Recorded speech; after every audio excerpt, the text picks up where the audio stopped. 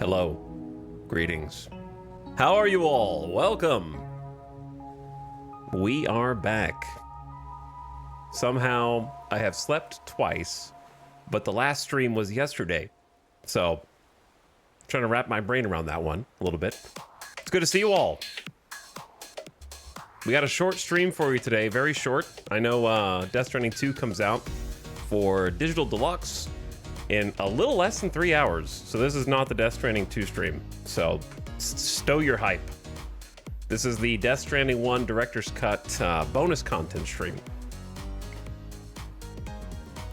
I decided that I think it would be better to start Death Stranding 2 on a full night's sleep and not at 9 p.m. my time, so that I can justify having a nice long first day, because I don't want to start a precedent for starting the stream at like 9 and then streaming for 8 hours until 5 in the morning and then sleeping, and then you do it again the next day and the next day and the next day, and then I become an overnight streamer forever. So instead of being a overnight streamer, I'm just going to, well, I'm okay, to be fair, I want to be clear, that's not to say that I'm not going to stream really late tomorrow, okay? They're not mutually exclusive. I just want to make sure that I have like a full day to start, because I think if I started, like, I remember Death Stranding 1, where it's not like it was 10 days ago, right? It wasn't like, I remember the beginning of the game and how I've said to multiple people who were like getting started, like, oh, the prologue, you got to make sure that you have time. You got to make sure that you can really sit there and sink your teeth into it, right? So I don't want to have like, okay, well, I'll just stream the launch, but I'll just play for like 4 hours. Like, what if the prologue is like 7 hours? You know what I mean? Then I'm just going to stay up. So I can't guarantee. So the only way I can guarantee that I have enough time and I feel patient and I feel rested and I'm ready to sit there with rapt attention and hang on every detail.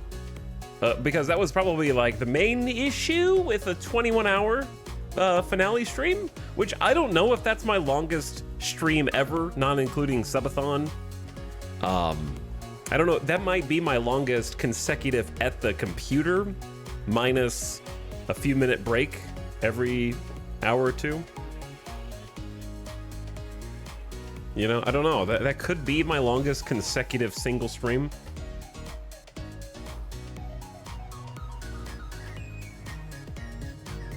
Another thing that I'm planning on doing for Death Stranding 2, because Death Stranding 1 Director's Cut VODs piss me off. I'm going very scatterbrained here.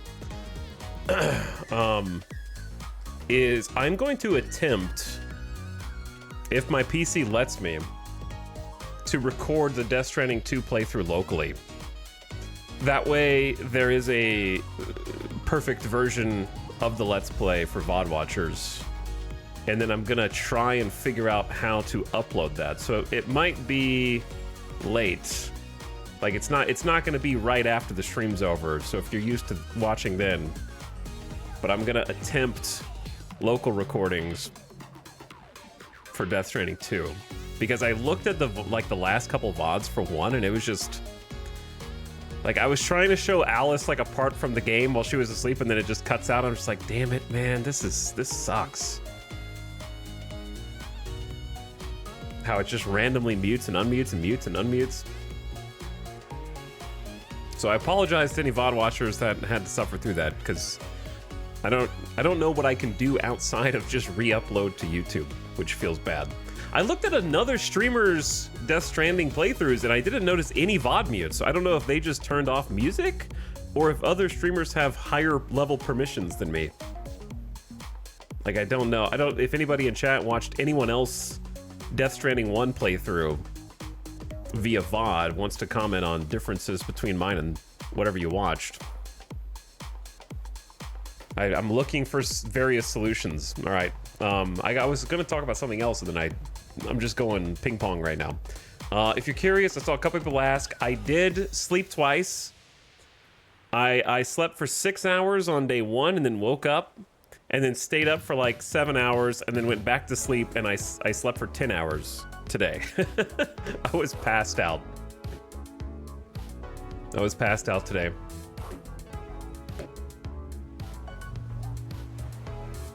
All right, anyway, I want to read some chat comments because I've been saying a lot of things. I was watching someone else and it muted them as well. Was it Lyrics? No, it wasn't Lyrics.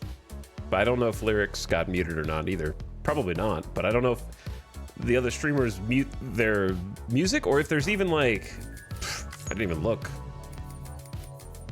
I was curious if there was like a music... There's not even one. You can't turn off the music. So I guess that answers my question. If I didn't see any VOD mutes, then I guess other streamers are just better than me. That's the only thing I can come up with.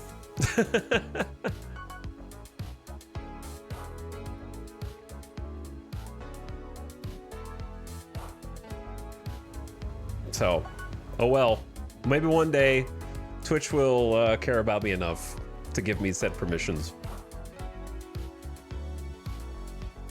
The finale, I had the stream cutscenes sync to YouTube cutscenes. That's the best way to do it, though, to be honest. I had to rewatch a few parts where I passed out and the mutes were very nonsensical. Yeah, because Death Stranding 1, it goes beyond muting the licensed music. I think that the Death Stranding soundtrack is also subject to it, like the official soundtrack. So I really can't explain it.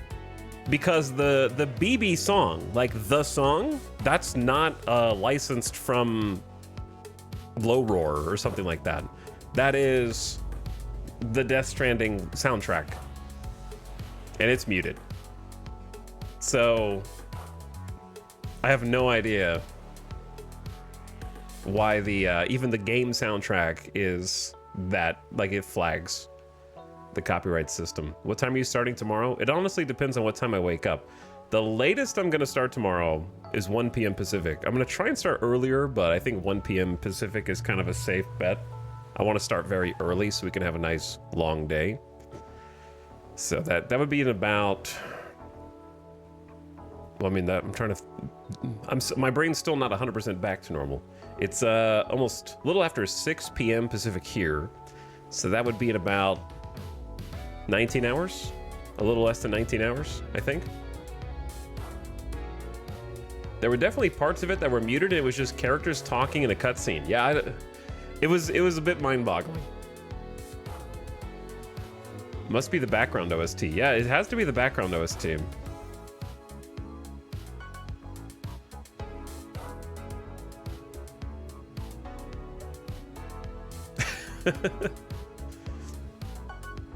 I remember Sam and Emily on the beach and the audio was gone for a while and then randomly comes back. It has to be like a background music track that picks up.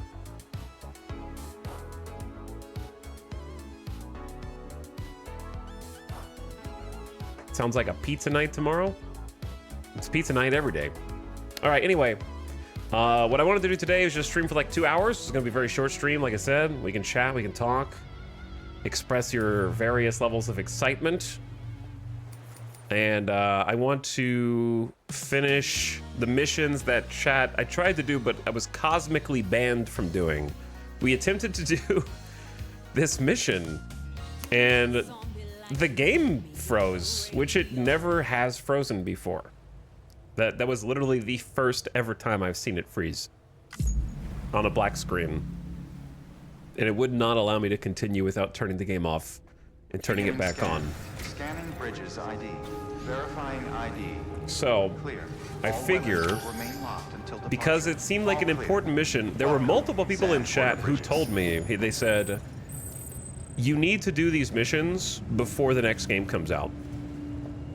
Like, it's worth doing it just for the little bit of, the tiny little bit of lore alone. And I was like, okay, how long will it take? And they were like, oh, about an hour. So when chat says an hour, that means 2 hours. So I assume it's gonna take about 2 hours.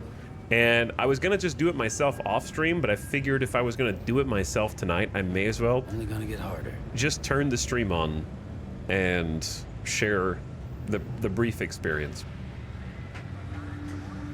I missed the end of the Omega stream because I had to go to work. I assume it went well. It went as well as a 21.5-hour stream could. I honestly was doing okay tiredness level. Like, I wasn't fighting the advent of sleep It was mostly just I realized I need a standing desk bad. I need a standing desk real bad. 103 other players are pleased with you. Wow, that's a lot of likes. Road building.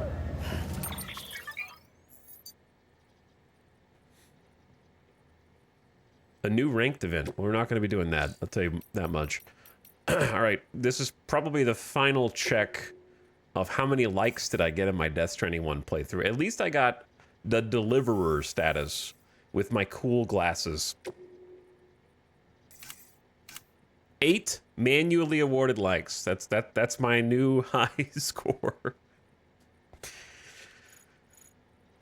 Big T gave me 569 likes passively, which is more than I gave Big T. I feel like Big T probably benefited from my roads. We were bros. I feel like Big T probably got a bunch of my road building and zip lines. Like we had a nice zip line network going between us, I think.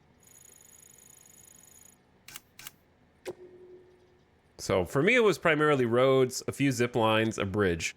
I want to do better in 2, assuming that there is a system like this in 2. Also, one sec. Boom, boom, boom, boom. Okay, we're good. See you on the beach, Big T. Also, this is your warning for tomorrow when I start Death Stranding 2. If you go to the Death Stranding 2 stream and you say, hey, sorry, I can't watch, whatever comes after that, boom, you're already timed out. All right, I'm gonna help you. Go stop wasting your time typing in different streamers. Don't go to your follow list of everyone who's playing Death Stranding 2 and go, hey, hi, sorry, I'm not watching your stream. Just go play your game, you know, and have fun. I'm gonna help you find the time to go play your game. You don't need to inform everyone on your follow list. People arrive, can't watch spoilers. It's like you couldn't see what the game was before you clicked. It's okay, I don't take attendance. I won't ask you why you weren't here, you know what I'm saying? All right, I think it was this order. I'm sure you've got fond memories of the decommissioned factory up on the ridge. Unfortunately, we're still not sure what to make of the group that's dug in there. We did what we could with the data you brought back from your second trip.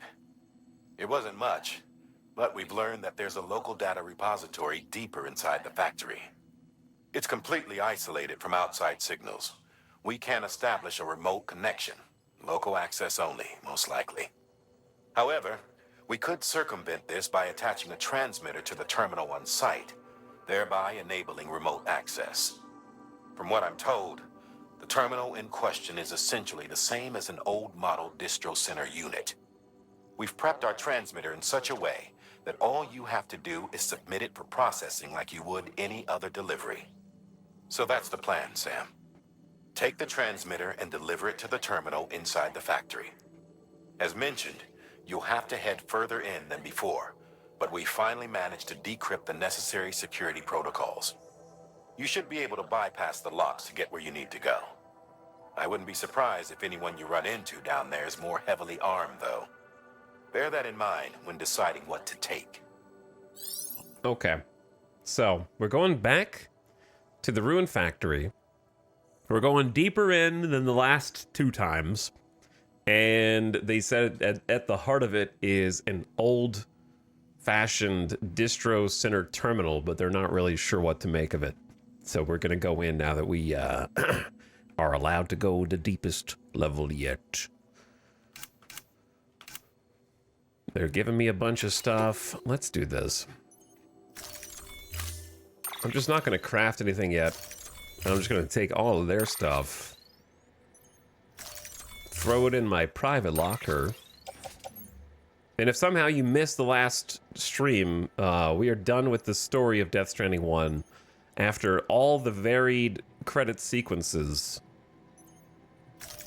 And these are post-game... This is post-game content that is apparently still relevant to the story. So it apparently is lore, and I've been told that it is worth doing, so we are going to do it.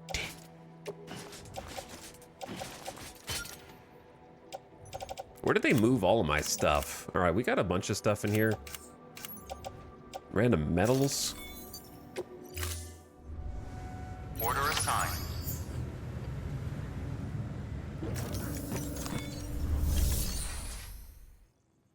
And then I'll just fabricate some things on my own. I don't think we're gonna need a ladder or a climbing anchor.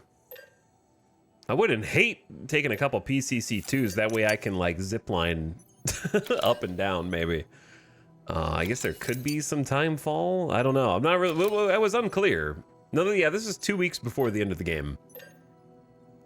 Like it goes 2 weeks earlier. I don't know how our boots are. I'll make a Bridges Boots 3. I want the Speed Skeleton, of course. Level 3. We should definitely make some armor plates. Let's do 2 armor plate level 2s. They soak up heavy impacts by means of electromagnetic shielding. More plates equals more defense. And I'm gonna go Silver Hand because it's cool. And then hit me with the bola gun. Hit me with the... probably don't need a sticky gun, but like... I want to take the custom non-lethal. We have the HG that we unlocked from doing all the pizza missions. Let's take that. Ditto for the... Let's go heavily armed. I don't think we have any nades. I guess it wouldn't hurt to have hematic just in case. I'm out of resources? Or can I just not craft anything else? Is that just the max amount you can craft in one go? I've never hit the maximum. All right, that's interesting. Boot clip. Equip active skeleton. Put some golden shoulders on. Those look funky, but they're EMP. Not EMP, they're just electromagnetic. Got Johnny's silver hand. Okay, we might be taking too many things.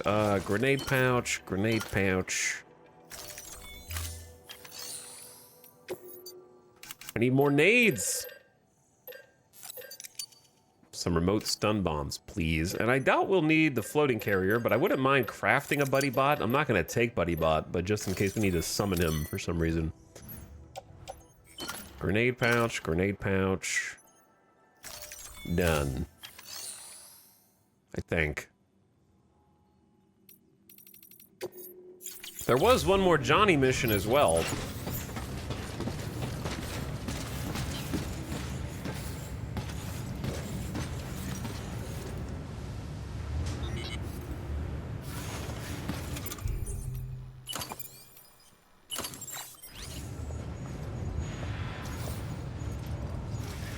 Now we're cooking.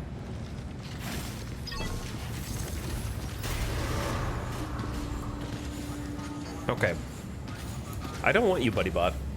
I mean, that's not what I meant. I didn't mean that, but go home.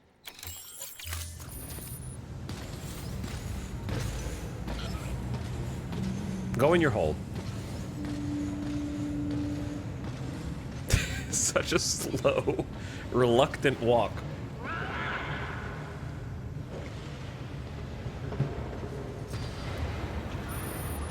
There he goes.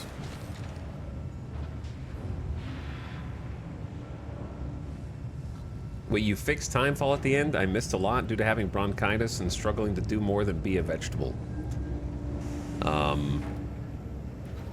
Kind of. It was unclear. The last scene of Death Stranding 1, one of the last scenes of Death Stranding 1 is... Gotta work on those core muscles. Sam coming out with BB from the incinerator after not incinerating BB, and there's regular rain falling on them and they don't have anything covering them. So you know it's regular rain because they're not covering themselves. It's the only time in the game you see that. So it's a little ambiguous. Beginning scan. Have a pleasant journey. Director's cut content? Yeah, this is director's cut content. And we've already done the first 2 missions. And now that, oh! There's a couple things that I was like, remind me to talk about this thing once the game's over, and then I forgot. The reason why, oh my god, my poor structure.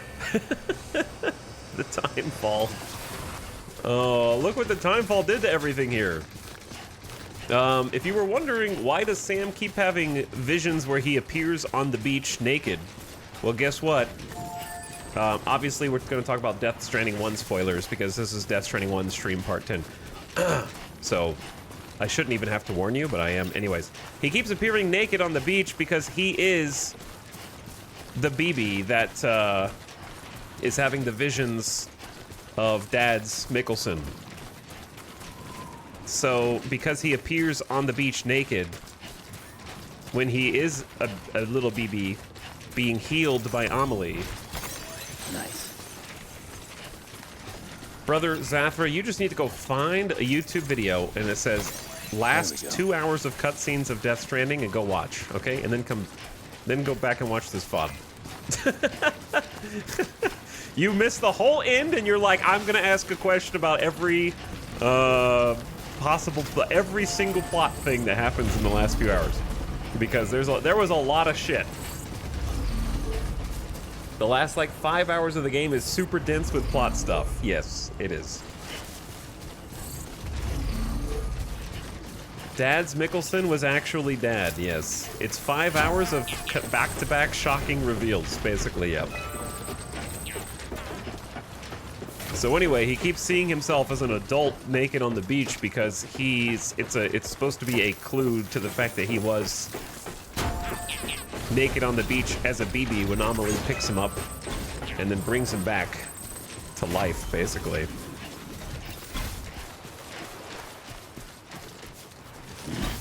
And we also had a nice little discussion last night on the Discord about the significance of the London Bridge is Falling Down song. That was fun to think about. There we go. It was so funny seeing all the Dad's Mikkelsen jokes all play through. Yeah, well, the thing is, it's extremely assumed that it's just referring to Pt.10. So there's no need to time that out and draw attention to it.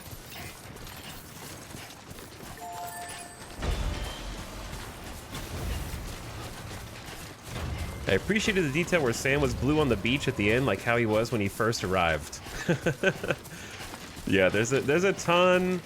Him being naked on the beach also shows his X scar where he got shot. There's a ton of little details like that.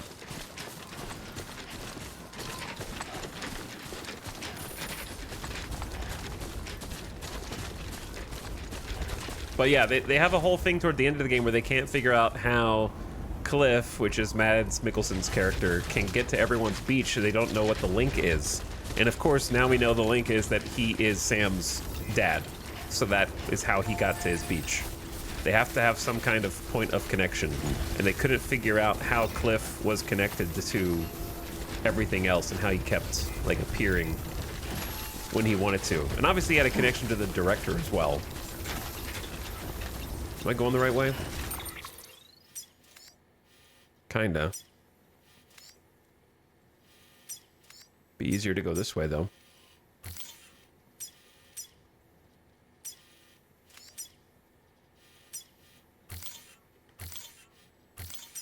That explains why there's mules up here.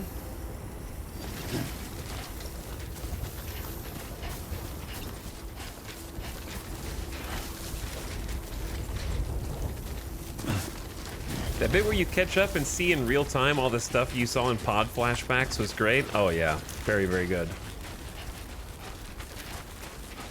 But then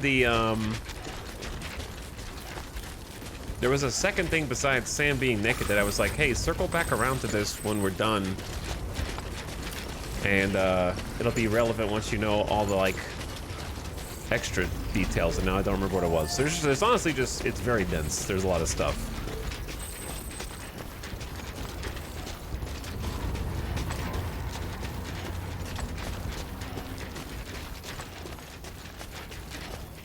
Was it the doll thing? The doll thing?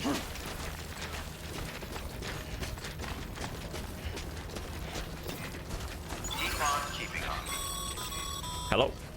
Sam, all you need to do is get that transmitter to the terminal inside the factory. Submit it for processing, and the unit will attach itself automatically, enabling remote access. I feel like I should rewatch the end cutscenes again tonight after this short stream, just to internalize it, since I was probably delirious during the last few hours. However, I didn't, might be surprised to know, I did not just straight up pass out after the stream was over. I actually like stayed awake for a few hours after the stream and couldn't commit to going to bed yet because I was hungry.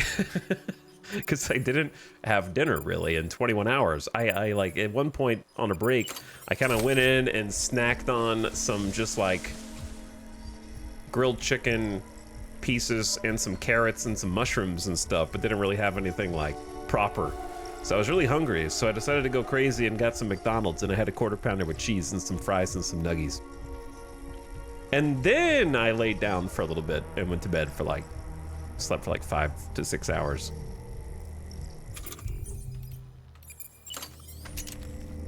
Then I woke up, I went to sleep at like 3:30 p.m. or something, and then woke up at like 9, and my brain was so confused because I had like just eaten McDonald's before I went to bed, and then I woke up hungry because I'd slept for 6 hours to dinner time.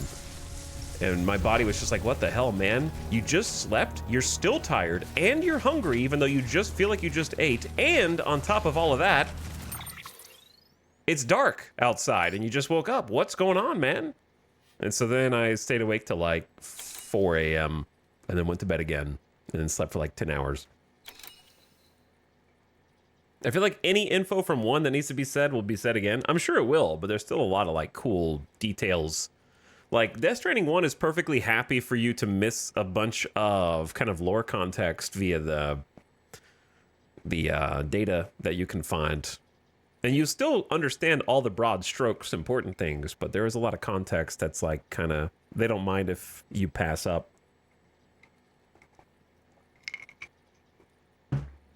Yeah, every 1 hour being an ad break kind of feels like I'm Hartman in a way. Like, except for 21 minutes, my timer is set for like 55 minutes or something. All right, do I go loud here?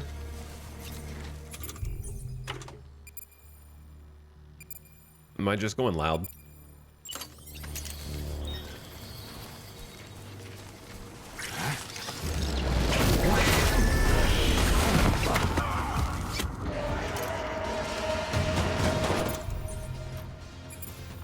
I want to try some of the new toys. We have a remote detonation slip grenade.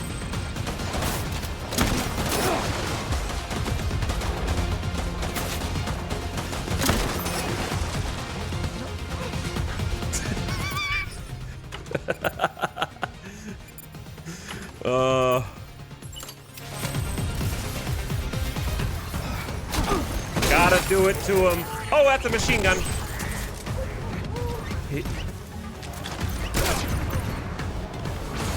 I didn't realize you had a machine gun right next to me, dude.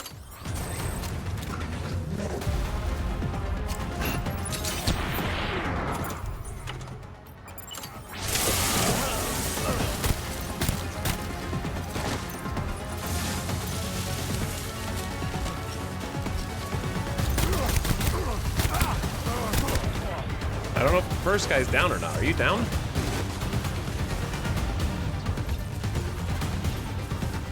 This is non-lethal, right? Yeah, this is non-lethal. Timeout, timeout, timeout. Where's smoke?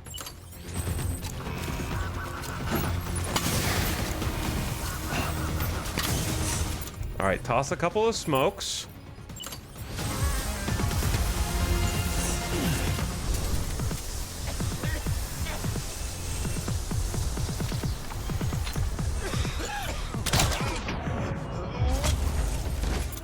Hit him with a little bola.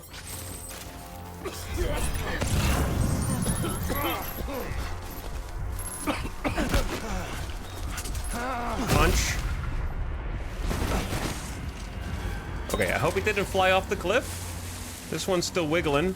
Yeah.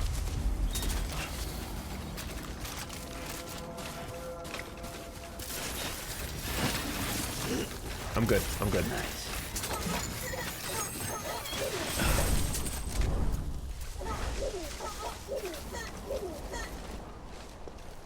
Is that a non-lethal machine gun emplacement? I couldn't tell. Are there people down here? Are these demons or just mules? We're gonna find out. I think they're mules. They said that they hadn't converted the demons yet in one of the earlier missions.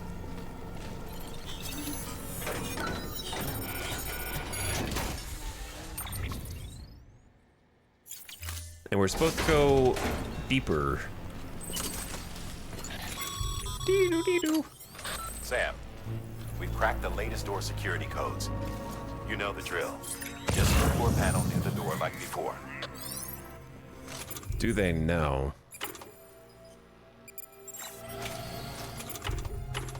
Do they know? Question.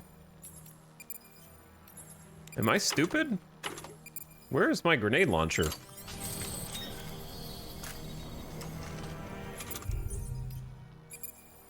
Assault rifle, shotgun, bola gun. Where's my nade launcher that I just used?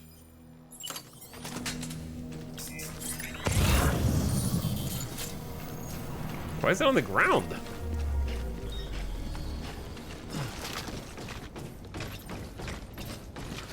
I don't think I slipped ever, did I? I just drop kicked.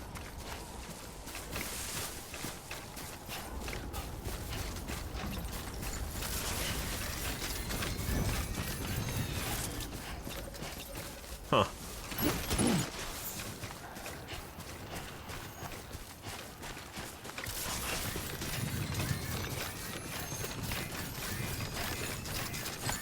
No idea, but I got it back, so we all good. Ah!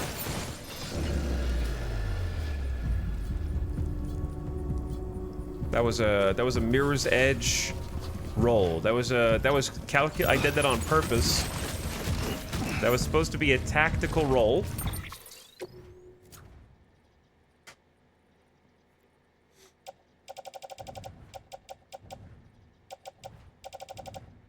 Are we okay?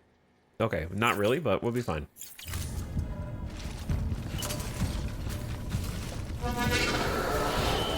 How? You can hear me? Did you hear me?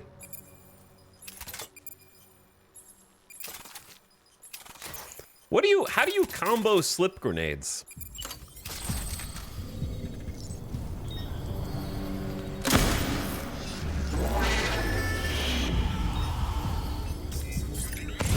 Like, after they slipped...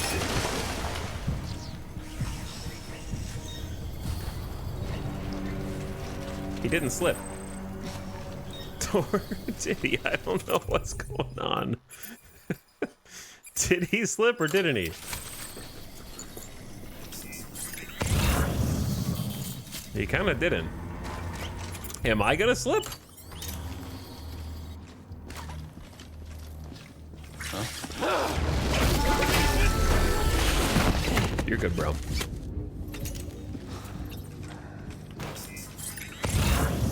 I've been through this place once before.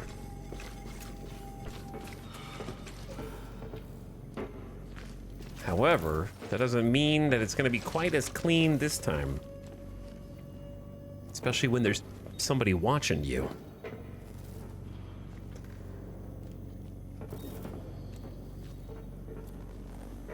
Sam's the only confirmed repatriate I know of. It confuses me how everyone seems to know about it if it's just one guy. I mean, everybody knows about the Jedi, even though they never see them in their entire life in Star Wars, right?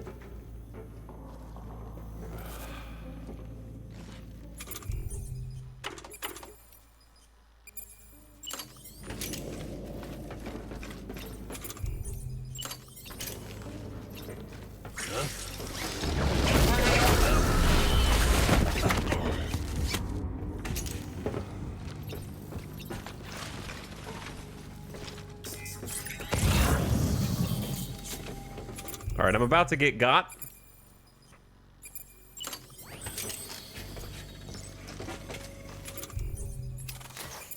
Maybe. I think I am. I don't know how to... There's no way to stealth take down somebody from the front, I don't think. Trank grenades.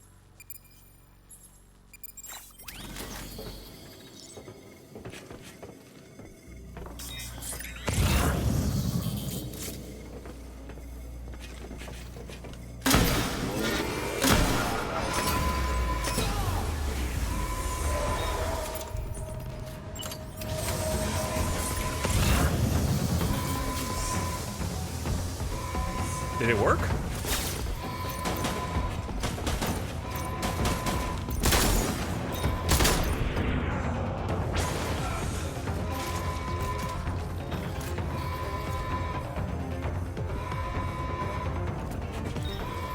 I guess it did. Okay. Not bad.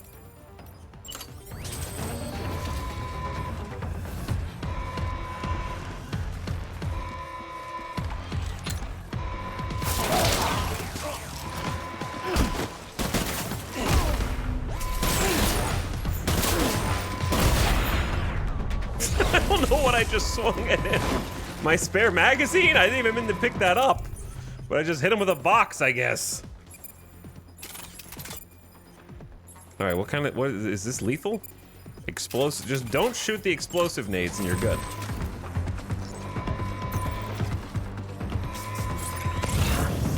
How did I take that? I don't even know how I took these guys out.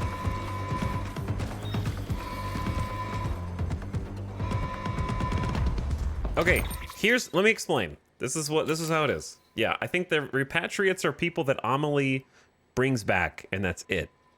Which is accurate with what we know in Death Stranding 1. The reason everyone knows about it is because everyone saw the BB get shot and then brought back by Amelie, so they coined a name for it. So, like, you're a repatriate because they had to explain the baby getting shot at the end and then her bringing it back. So, like, Die Hardman saw it. He was there. The important people in the organization. You know what I mean? So they just coined a term for it.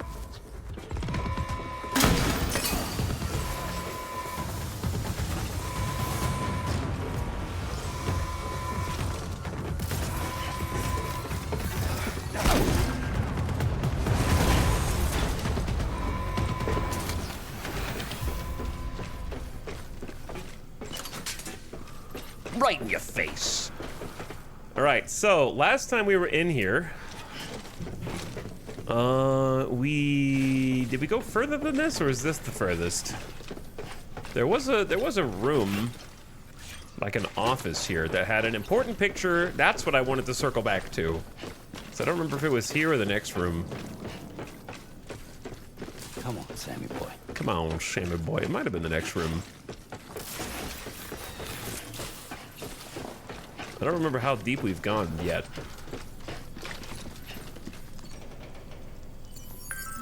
Nice slide lock.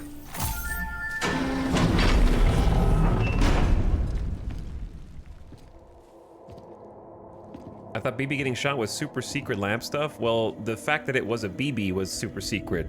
Everyone else, no one knew that Sam was a BB. That's the secret.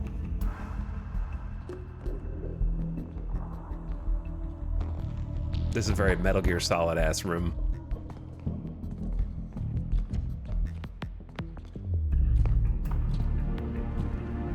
But like Sam being able to come back to life, I think is pretty obvious when his reputation was getting everybody in a city killed in the void out of his wife, who apparently died in mysterious circumstances, along with their unborn son Lou.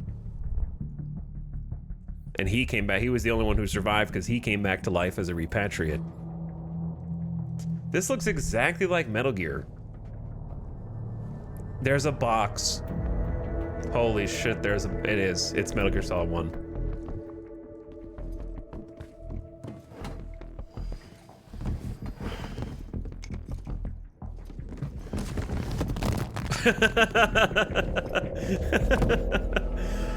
Oh, so good.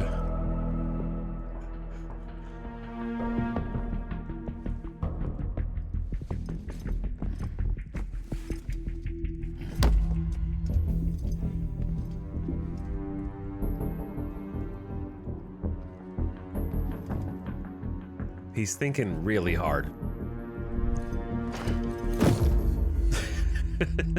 Okay.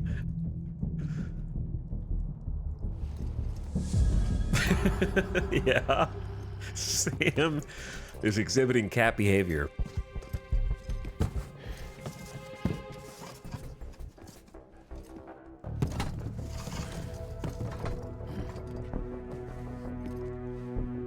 Is he suggesting that Sam was not smart enough to turn the box upside down? And that only Snake is smart enough for that? Sorry, Sam. Looks like you triggered an emergency lockdown. Only way to lift it is to neutralize all the hostiles in that room. I don't need to remind you, but killing is a last resort. Where's the picture? I don't remember where the, like, office is.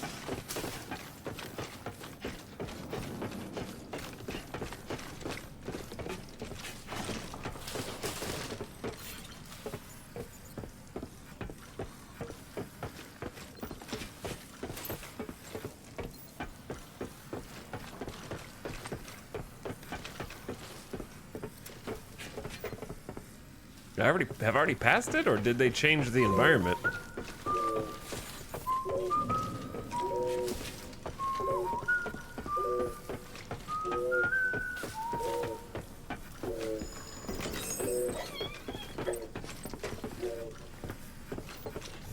I was like, we'll come back to this after the game's over, and now I can't find it. I swear it was like back here some... Oh, here it is.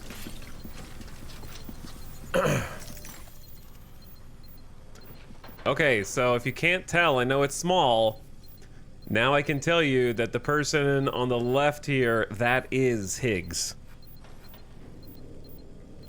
You just didn't know what he looked like before because he was wearing the golden mask.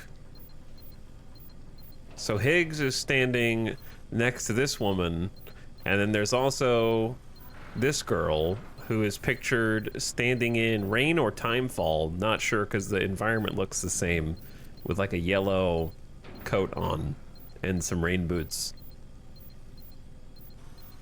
So evidence of like Higgs' relationship.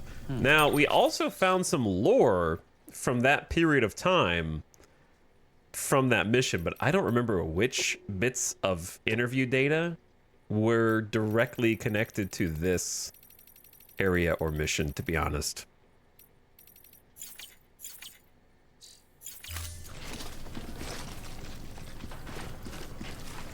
We got something, but I don't remember what. So anyway, I guess just bear that in mind as we do this mission here. Dude, I'm not gonna... This environment. There are so many bros in here. This is not a stealth mission. This is a throw as many remote stun bombs as you can mission.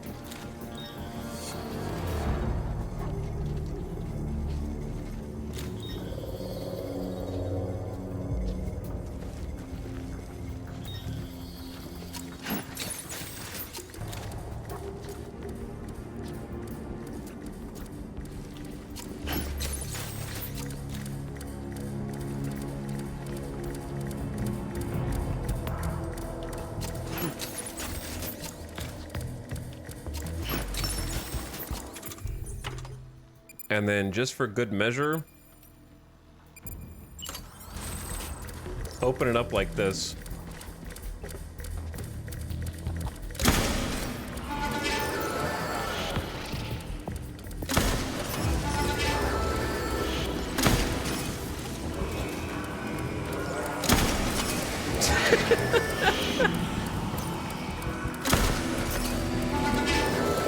Sleepy time.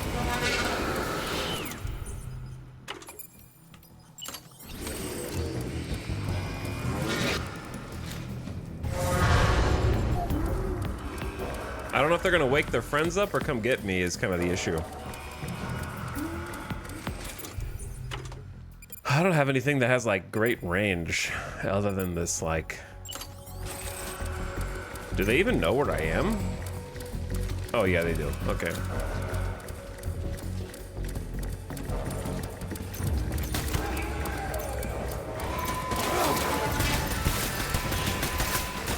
Well, let me miss every shot.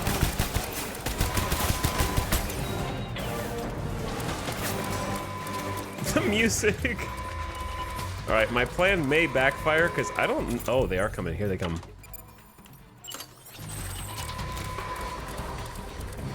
Ding-a-ding, ding-a-ding, ding-a-ding, ding-ding, ding-ding.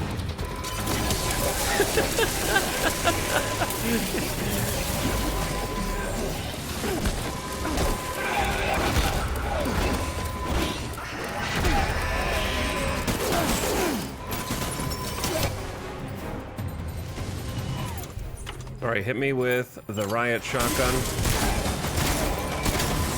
What just hit me? What just hit me?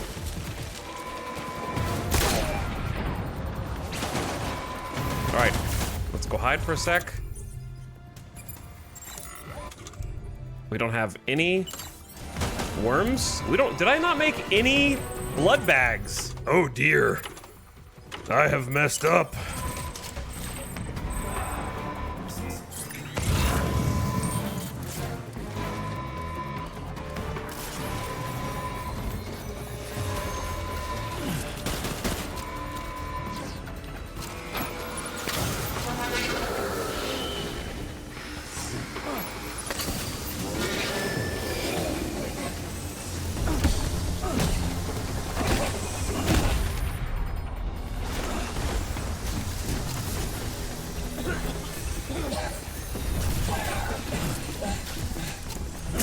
Don't mind me, I pushed the wrong button.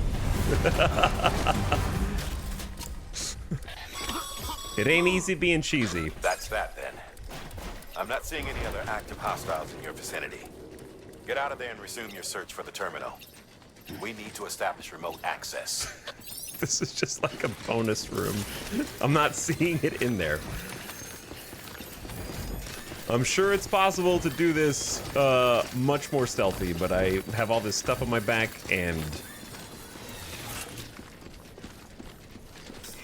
Let's see if there's if they dropped anything that we can use. Handgun. Too late for ceramics. That might be useful. Don't want the level 1 smoke grenade.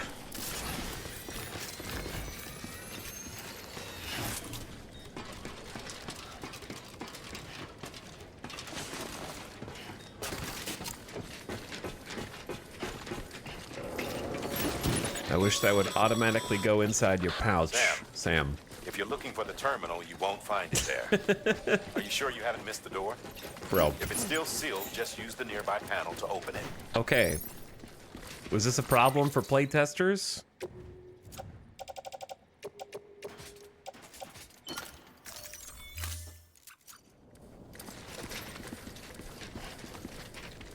Wait, did it work? Yeah.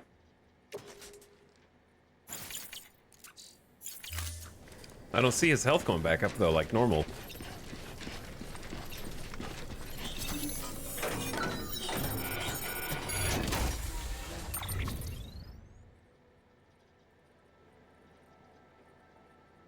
Grenade. Oh, there you go. There's some blood bags too. Maybe they used all theirs. I don't know. Chemicals, special alloys. Nothing else that crazy. But yeah, my health is not going up.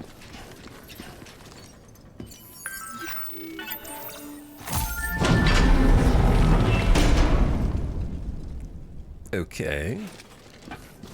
I have a guess as to what's gonna happen here. I don't know what's gonna happen story-wise. I have a guess gameplay-wise.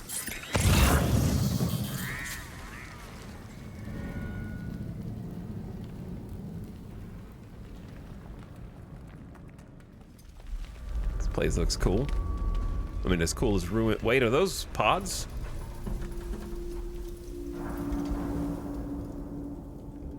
Oh shit, are those still mother ponds and oh, they're BB prototypes. These were the testing grounds.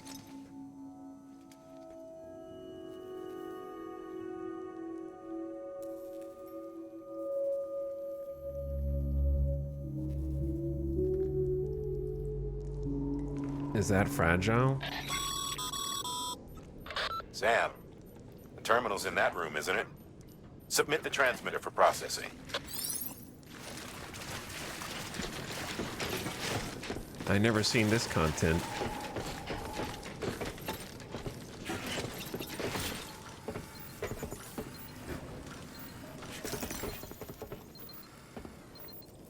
Wait a second. I don't know who the other girl is. The hair looks so different, but the face definitely looks the same. So the potential implication here is that one of two things. Either Higgs is related to Fragile, or Higgs is at least a friend of the family, which would further illuminate the feeling of betrayal that Fragile has toward Higgs, and also why she wouldn't be able to bring herself to kill him.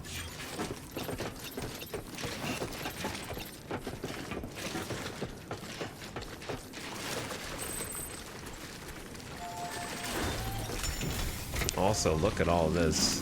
And there's an old-timey terminal here.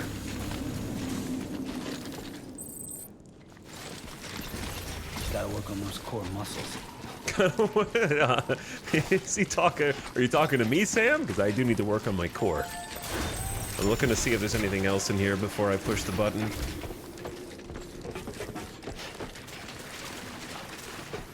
I did so many squats yesterday and the day before and the night before that I am feeling it. What is that? The Spooky by AJ Smith. Oh, the Spooks by AJ Smith, not the Spooky.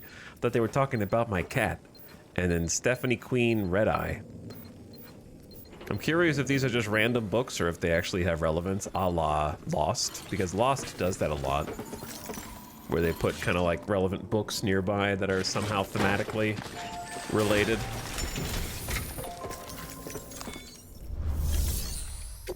Yeah, Hartman had at least one or two of those. I may have done a tactical combat roll and damaged the goods. Isn't my bad.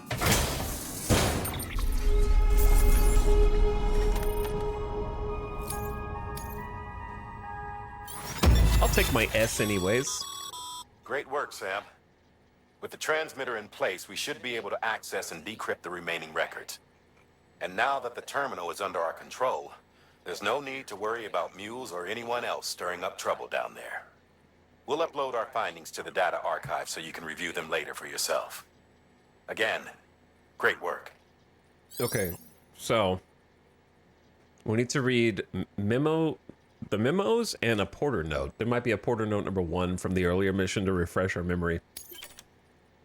BB pod colors, wood grain, check, stickers, and leather. Some odd color schemes. Branching out with those. Okay, I'm interested in the wood grain BB pod. To be sure. 70 bridge link. Hell yeah. Nice round number. Oh.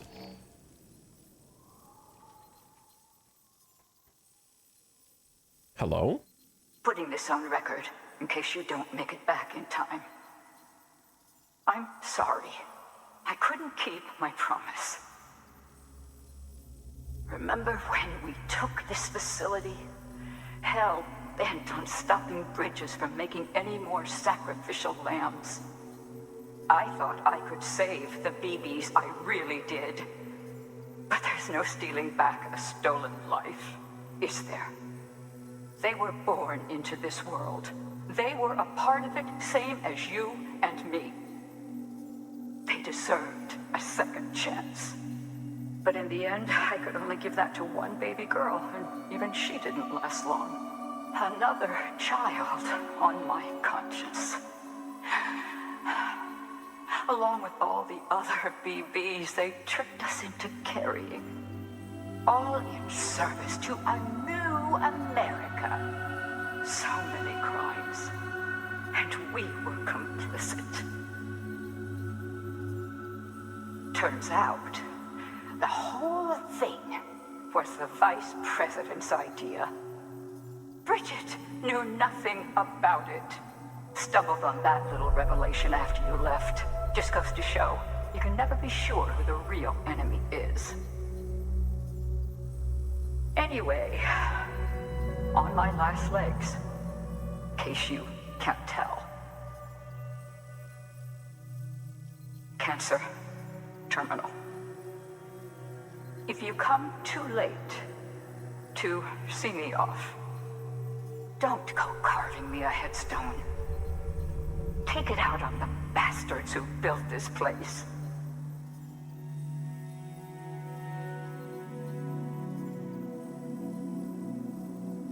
I need you to deliver a message to the best and most fragile part of me that I pray lives on.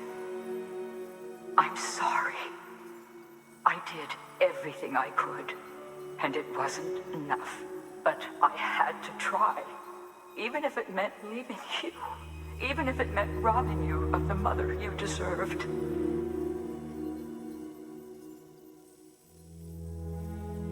Don't suppose you're wearing the other Masanga now, are you?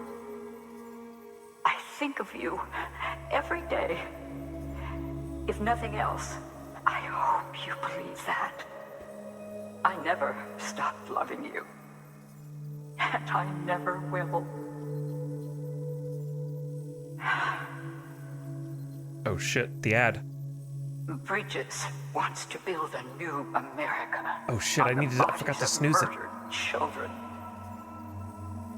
I left my family behind to gather men and women like you, to mold you into the soldiers I needed to stop them. I can't pause! I can't pause! Peter.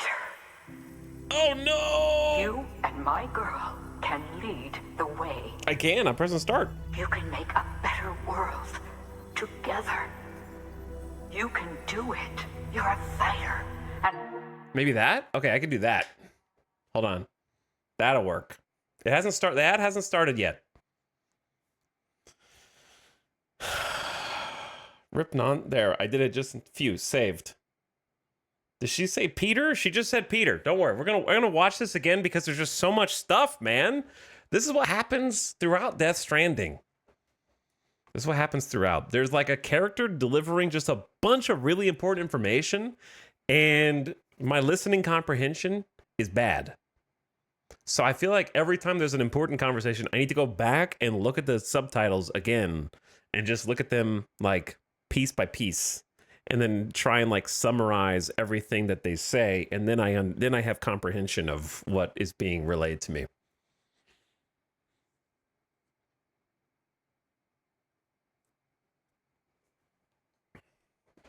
Anyway, I figured it out.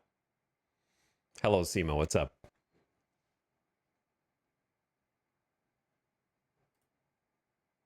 I found myself hitting the back arrow a few times on cutscenes, being used to YouTube rolling back 10 seconds. Yeah, we're gonna have to go back and process this. What I've gathered so far is that they were a group trying to undo the experiments that Bridges was doing, basically costing sacrificial lives in the form of the still mothers and the BBs, in the hopes of recreating or creating for the first time, whichever, the, BB program as we know it today. And so they intervened and took over this facility to try and do just that. And were largely unsuccessful. She said that we found we couldn't steal back lives that had already been stolen, but there was one girl who was precious to her, who was maybe their only success story. And that girl was Fragile. So Fragile was a BB as well, who was saved from this early program. effectively. Now, we don't know who the other girl was from the picture yet. I guess it could have been. I don't think it was that. Like, I gotta go figure out who the other girl is now, I guess. Oh, yeah, they did say there was one girl who didn't last long, but she's talking about the Masanga and Fragile. So that's why I gotta go look at it again. So we'll just look at it again after this. What's the purpose of the BB program? Lots of things, but we found out at the end of Death Stranding 1 that when we took the final package to the final distribution center on the West Coast, that was the one center that the first team never made it to, so they never activated that station. So we had to activate it. And the package to activate the station was a BB. So we therefore learned that every single Bridges station has a BB at the heart of it that makes it operate. And so all the distro centers and all the capital cities have a BB at the center of it. So that was one of the purposes of the BB program. The other purposes of the BB program are varied, but on a surface level, they help detect BTs, but also may, through their own program, have caused BTs. So it's sort of a weird symbiotic relationship. Yeah, we don't know, Trisket. Presumably Death Stranding 2 is going to go into that more.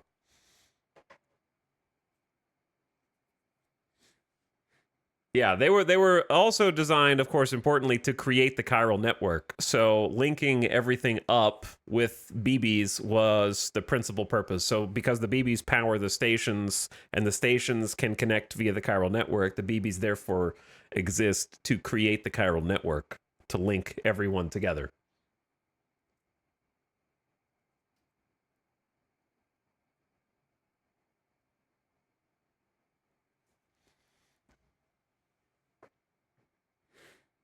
Caused more BTs. BTs were already a threat. My understanding was there wasn't anything bad happening in the world. Like, maybe I missed an important lore piece, but I thought everything was as normal and normal levels of messed up in the world. But then they started to try and create BBs and inadvertently caused a void out.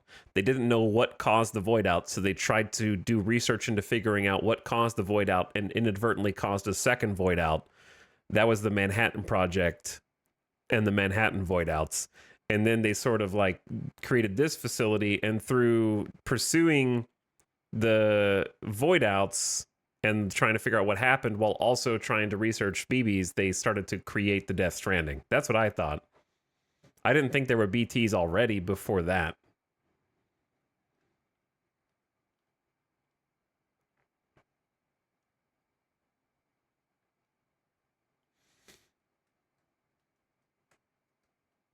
But anyway, I don't know. Maybe I was not paying attention. Welcome back from the ad. A damn good one. You can do it. You're a fighter and a damn good one. Okay. Trust in each other.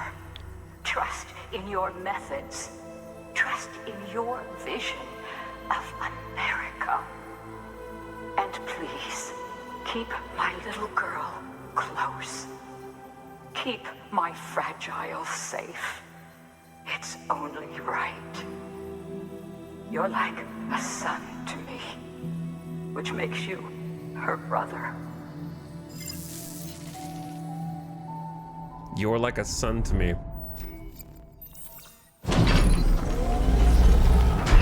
So she wasn't expecting Fragile to see that message at all. She was expecting Higgs to see it.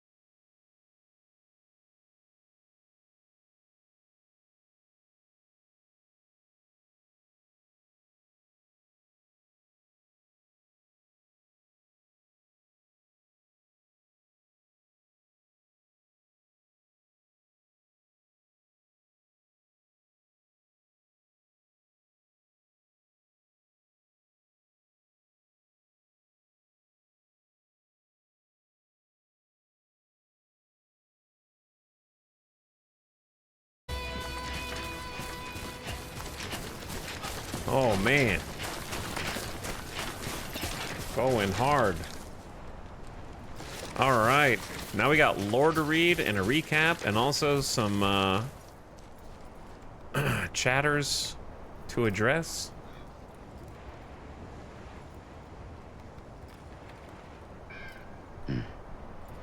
Thanks for streaming this. I only played the original, so I never got to see this. Yeah, me neither. This is my first time seeing it. All right, somebody said...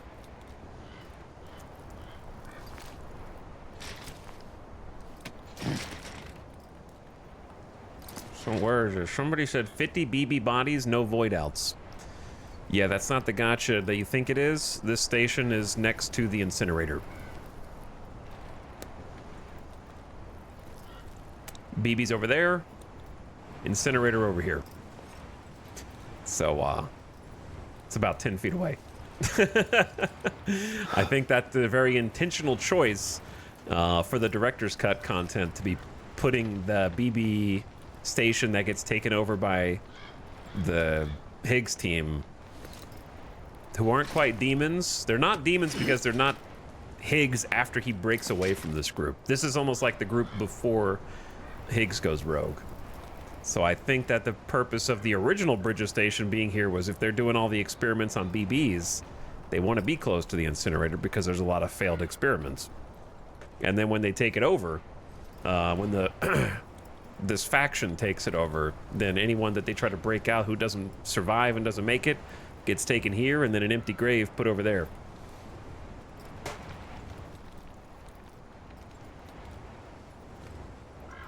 Let's go.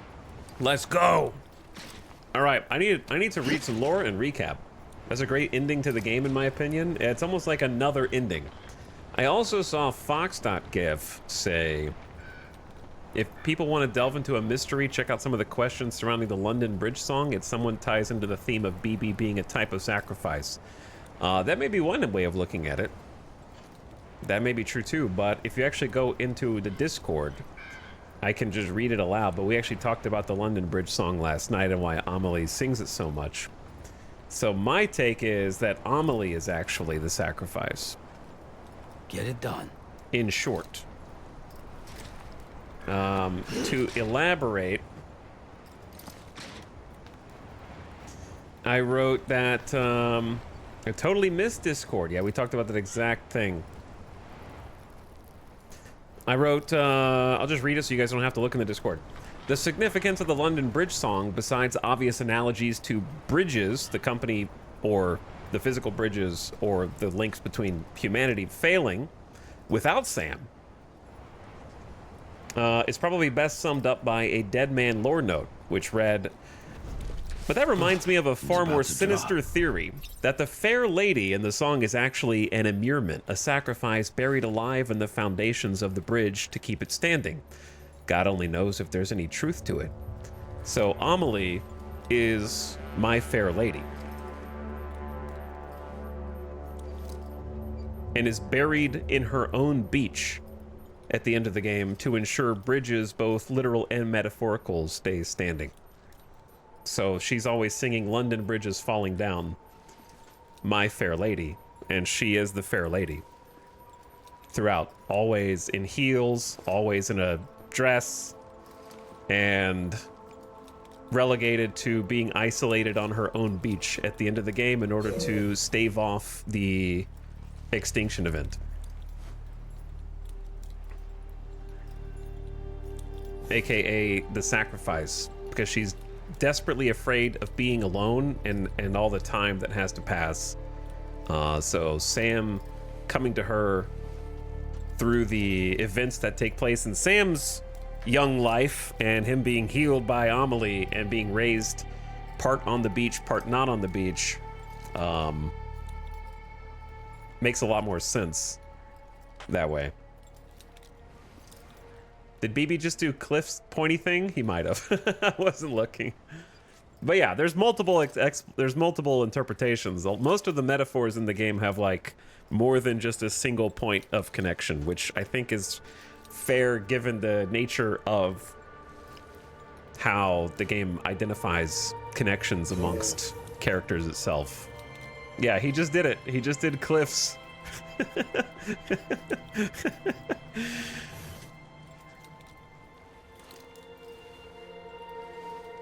That's funny.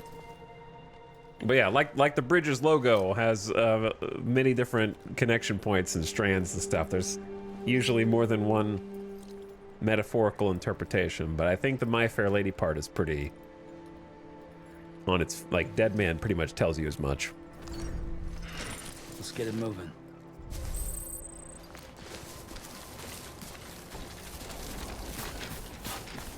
So, anyway.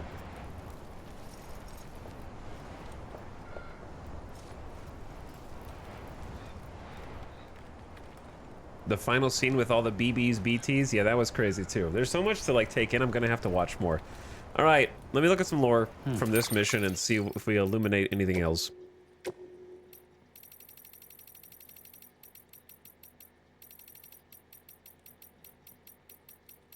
The lore from this mission, where is it?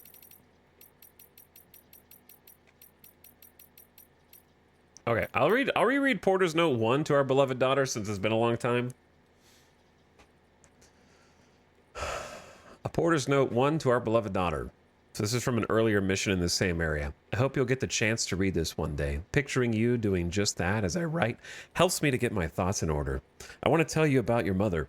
We used to work together way back before you were born. That's how we met, on the road, making deliveries to try and get America back on her feet. She was from a military family, raised by parents who taught her to take care of others, come what may, who gave her the tools to do the job right and proper. And sure enough, she was tough as they come, and brilliant to boot.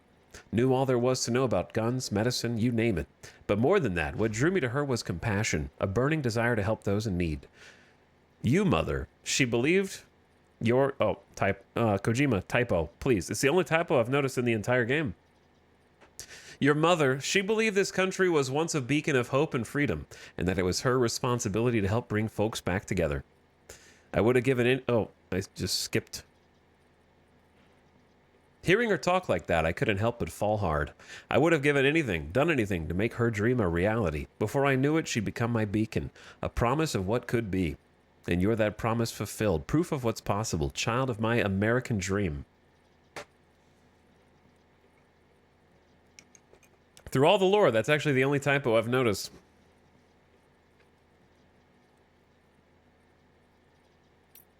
A Porter's Note number 2 to our beloved daughter, unidentified Porter.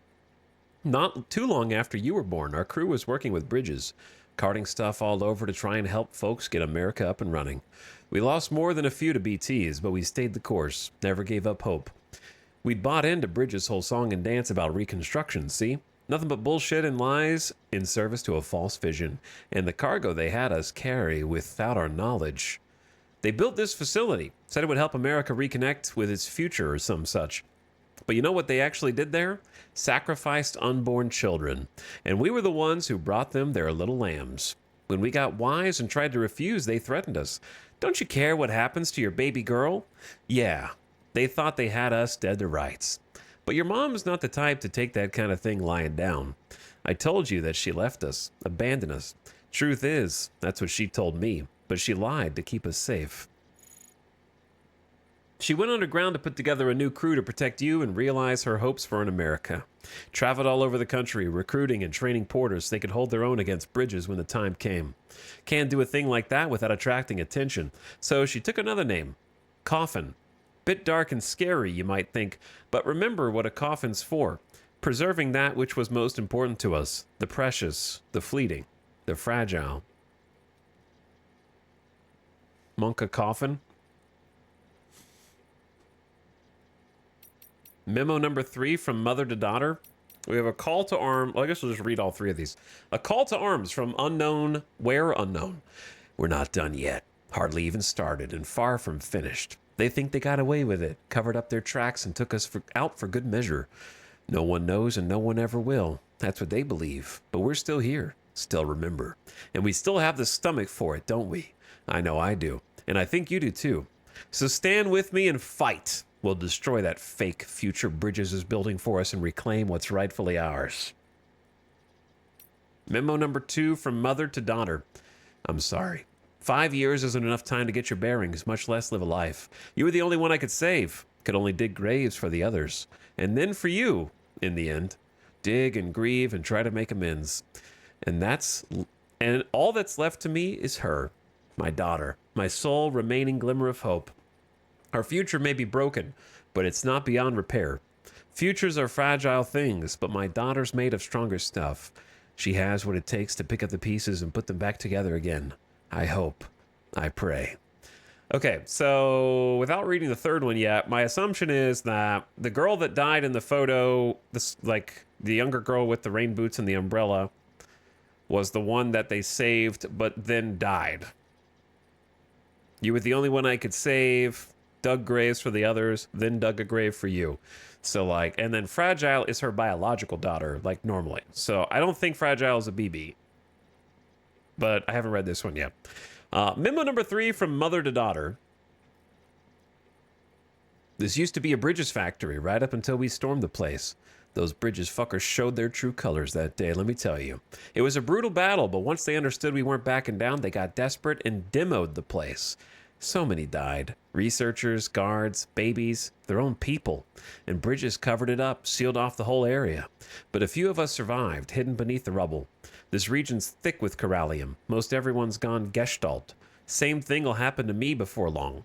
I'll always love you. We may never see each other again, but I know in my heart you turned out strong. You and your friends. You're going to rebuild America. I have faith. So Bridges demoed their own place. Researchers, guards, and babies died. But what happened to the bodies? But a few of us survived, hidden beneath the rubble. What does go Gestalt mean? My assumption is when people go Gestalt, it's when a bunch of people die in the same place at the same time fighting for the same things. It's like the other beaches where they get like, they either group up into one Omega BT and their beaches like merge, or they form like one of those memory battlefields, something like that. That's my assumption of what go Gestalt means. Because they mentioned Gestalt a couple times before. There's also a bunch of lore interviews about how the giant BTs form with multiple people kind of combining into one when they die at a in a similar place. But I don't know. Maybe they'll explain more in the sequel.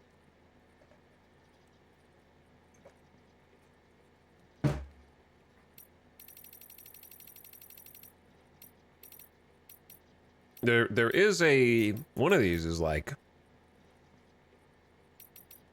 related to that. It's hard. I wish there was a search function so I could search for different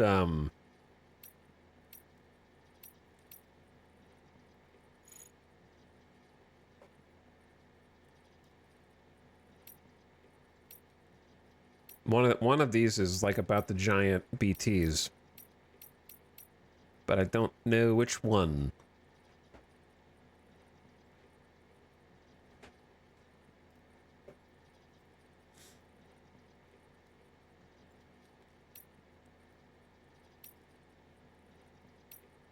Oh, maybe this one? Although eyewitness testimony has led us to identify several types of BTs, perhaps most interesting are the entities which may not be BTs at all. Oh, these are jellyfish. All right, that's not... I don't care about the jellyfish. Maybe I should, though. Our best guess is these are a subspecies of BT. One does not form from human death. Beyond that, they are a complete mystery. Okay. So we don't think that they're human related, jellyfish. They might be related to something. They're kind of like the silliest enemy in the game. I'm sure that they're BTs, somewhat primordial or something like that. They've got to be from a different like era of extinction. I don't know.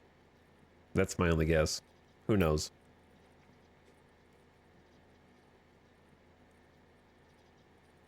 Chiral Contamination 1 by Hartman.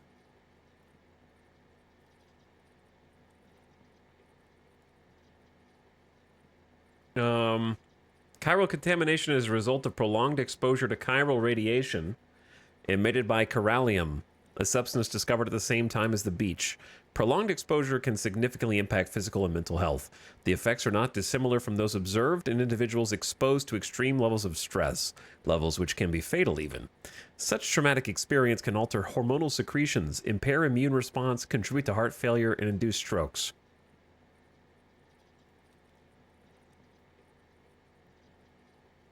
I think you're not talking to me. Oh, this homogestalt moniker? Okay, that's what you were talking about? In the case of some porters, such as mules, impaired memory and judgment has led them to develop an irrational obsession with their profession, hence the homogestalt moniker. Okay, so homogestalt is like mules, basically. So like everybody there just went mule, is what they're saying.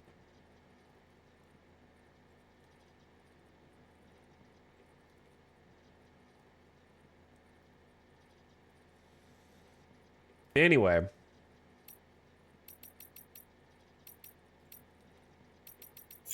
We got one more thing to do. Your partner, Jay. Distro Center south of Lake Knot City.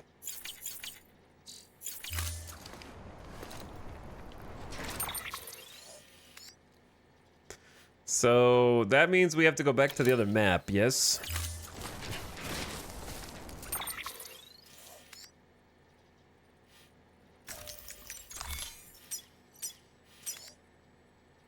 What's the fastest way to do that? I guess just go back down the way we came.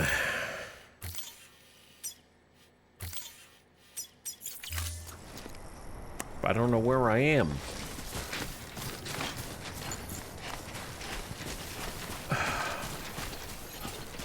Also, I'll check the subs that I missed. What's up, Ziggity Bop? Thank you for gifting a sub. Much appreciated. And welcome to the stream. Thank you for your own sub as well. Thanks for all the quality streams. Hey, thanks for watching. For those who came in late and didn't hear the beginning of stream, I'm not planning on doing Death Stranding 2 tonight. I'm gonna do it tomorrow. I just wanted to finish up because that's a pretty important lore piece. And I want to watch the part of the cutscene again and kind of internalize everything that she said. Because I feel like I missed a couple of details.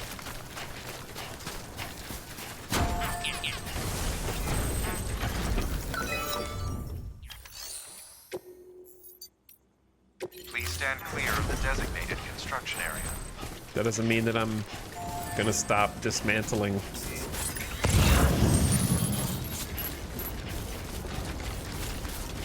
All these bridges, though. Structure dismantled. Crane Bolt Green, thanks so much for the 58 months. Approaching 5 years. Thanks for the almost 5 years sub. Guess who didn't pack a dang climbing rope? Where are the other players? I swear that we had one up here. Probably did. Oh, I had one and it deteriorated. Maybe we can make it down here.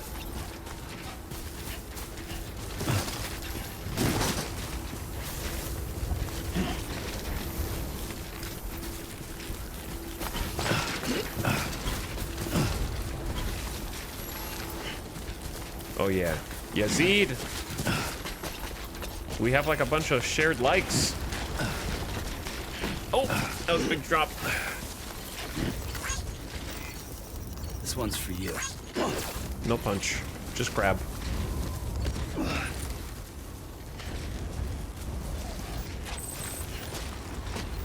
Crane Bolt and Socks on the Lawn. Thank you for the 32 months. Explaining a Kojima plot is hopeless. You're wrong. It's possible. It just takes time. The problem is most people like their stories delivered to them in bite-sized, hour-and-a-half, no attention span quantities, whereas Death Stranding is very much a marathon, not a sprint. it's not satisfied to tell you a story that can be delivered in a 1-hour cutscene. And even though a bunch of it is made up, random stuff, you know, I think it's very internally consistent.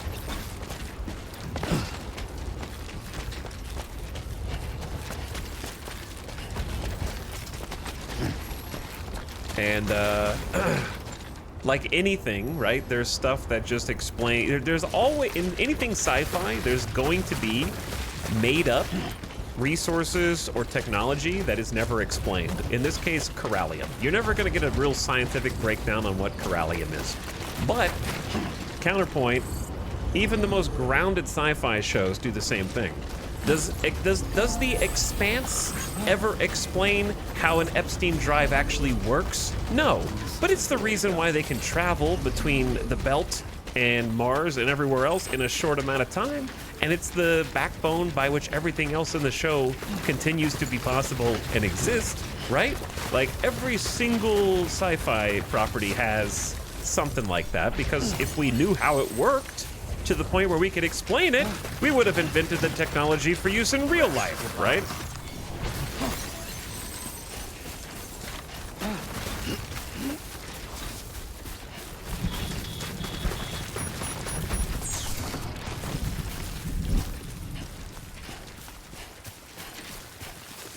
But anyway, thank you for the 32-month sub. I appreciate it. Trolls also for 41 months. Hi, Trolls. Glad to have you back. Thanks for slubbing. And Attack Frog says 4 years of bopping Jeffs. What the hell are the BTs doing here? You guys aren't allowed to be here. If I get caught by a BT right now, I'm gonna be pissed.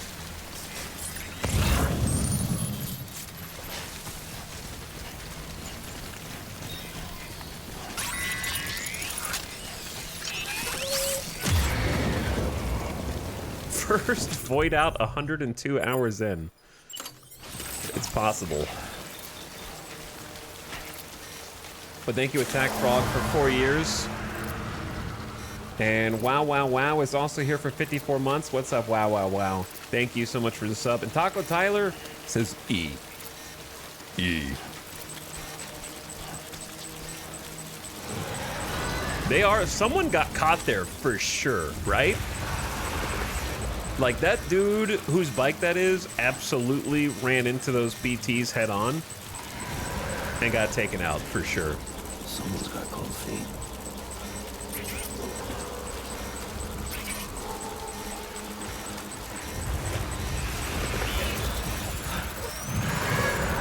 What's up, big dog?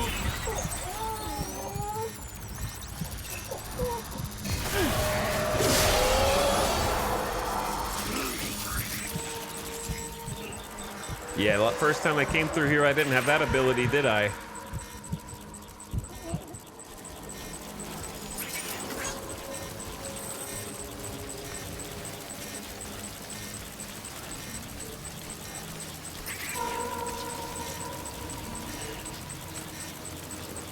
Should be good. This is like a first zone BT area.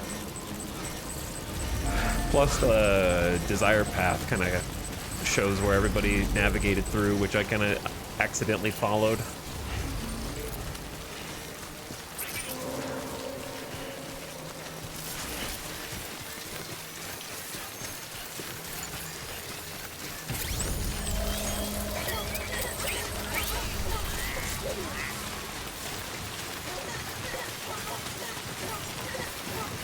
This is more fantasy than sci-fi, please. This is not fantasy. This is sci-fi.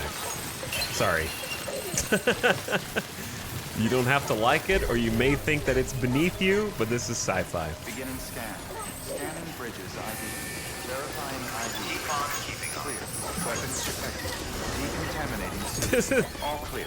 this is absolutely not fantasy.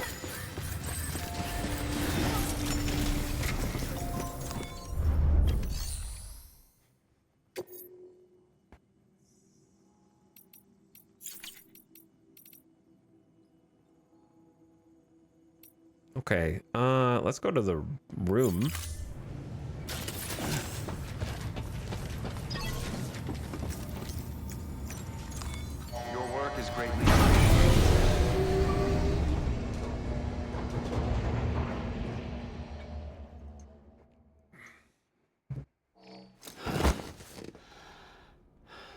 To the other person who asked, not planning on starting Death Stranding 2 tonight. I'm planning on starting early tomorrow, hopefully around 1 p.m. Pacific, if not earlier. I just wanted to finish up. That was a pretty... I can see why chat said I need to do that mission before starting the sequel. Good morning, Sam. Blood collection complete. All right, I want to go back and look at it real quick now. Via my own VOD. And I'll show you because I want to look at the text on the screen.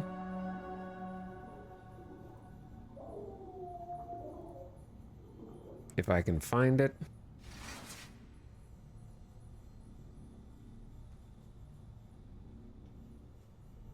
Hello. Scrolling back in the VOD. I know you want to. I know you want a shower. He really wants a shower.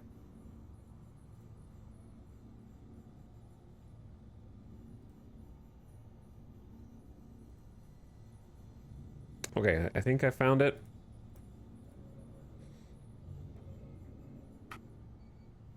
Trying to figure out where it starts. It's kind of a long bit. Here we go.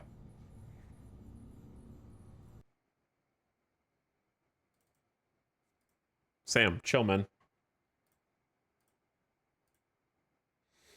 All right, I know the resolution's kind of funky, but hopefully you guys can see it just fine.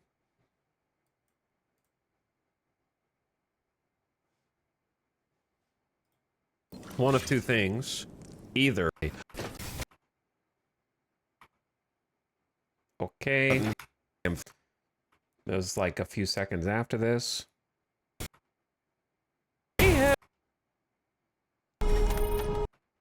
I don't really need to... We should be able to access and decrypt, yeah, the records. Check, check. Oh, here she is. All right. Putting this on record in case you don't make it back in time. It's on record. We're not going to watch the whole thing. I'm just going to... Stopping I couldn't keep my promise. I got to read it myself so I understand. Remember when we took this facility hell-bent on stopping Bridges from making any more sacrificial lambs? I thought I could save the BBs, but there's no stealing back a stolen life. They were born into this world. They deserve a second chance. Second chance. But in the end, I could only give that to one baby girl, and even she didn't last long. Okay, so I feel like that's just going to have to be significant later, like in Death Stranding 2, because it's odd to like mention that you saved one, but only for a little bit of time, and then had to bury, like, make a grave for them as well. Another child on my conscience. Along with all the other BBs they tricked us into carrying. All in service to a new America. All right, so we can kind of assume that when they did the first waves of sin, because like the first wave of Bridges was like a few years prior to the game, right? So they had these people as porters who were working with Bridges carry the BBs to the facilities to bring them online in the first place, and they didn't know. They didn't know, like, that's the cargo that they were carrying. So, they didn't know that this was the cargo that they were carrying, and found out at a later point. So they found out, and then they started to rise up, and they started to be like, we're not going to do this anymore. And at that point, they started to form their own faction. And then that faction started to gain, they kind of like did recruitment for expanding it so that they could stop all the sacrifices that were unknowingly being made. So many crimes, and we were complicit. Turns out, the whole thing was the vice president's idea. So she claims that Bridget knew nothing about the BBs being used like this, which seems like a stretch. Yeah, this is director's cut.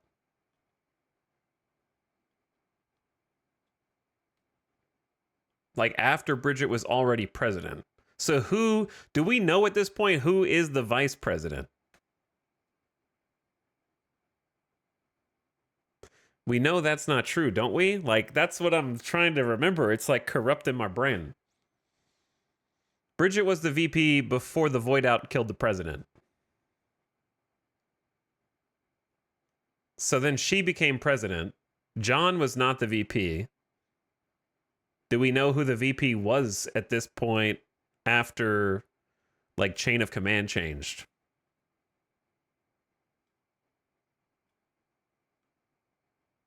So I don't think we know. They're basically, she's trying to pin it on someone else.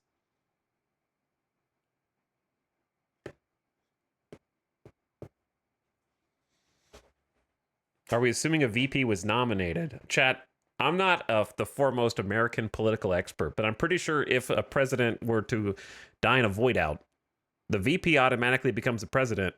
Who's third in line for the presidency? That person automatically becomes the VP.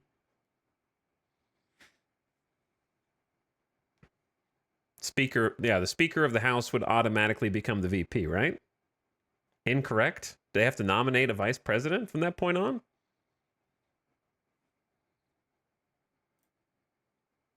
I don't want to Google what I'd have to Google in order to come find out that information. I'm going to get put on a list.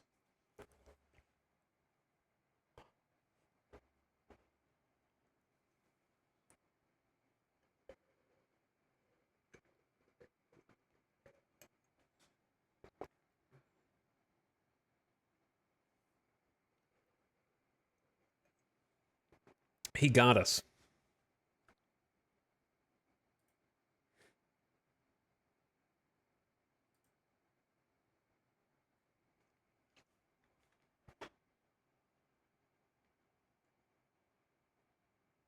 Like, here, let me hit you with this one, chat. Let me hit you with this one.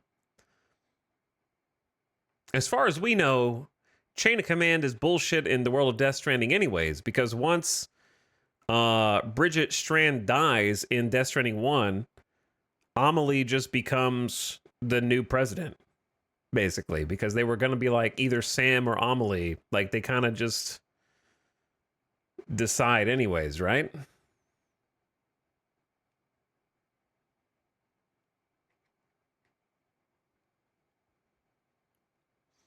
It was a huge cover-up. The VP is Bridget in a mask.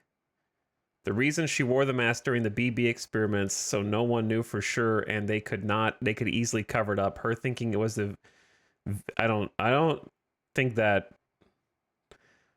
makes any sense to me. That doesn't make any sense to me. Source? Wikipedia? Because, like, ain't nobody would be fooled enough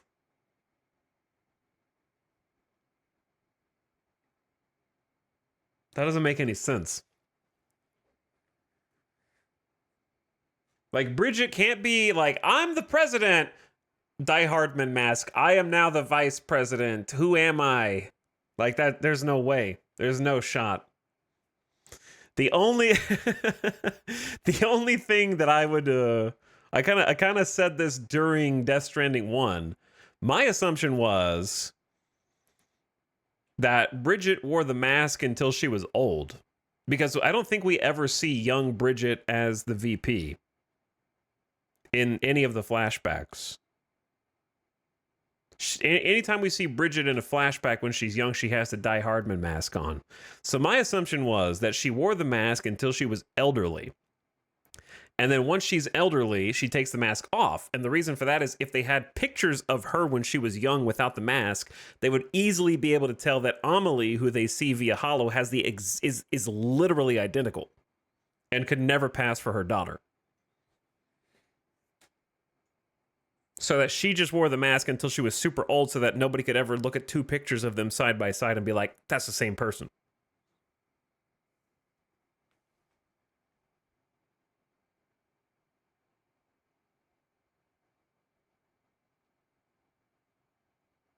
Because it wouldn't be too crazy if they like sounded similar or like both had blonde hair or whatever.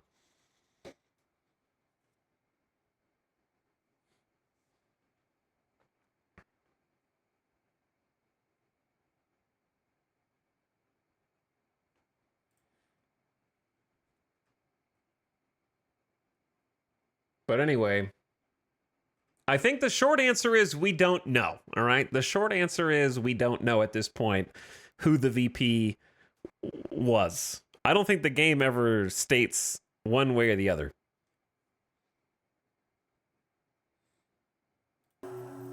Bridget knew nothing about it.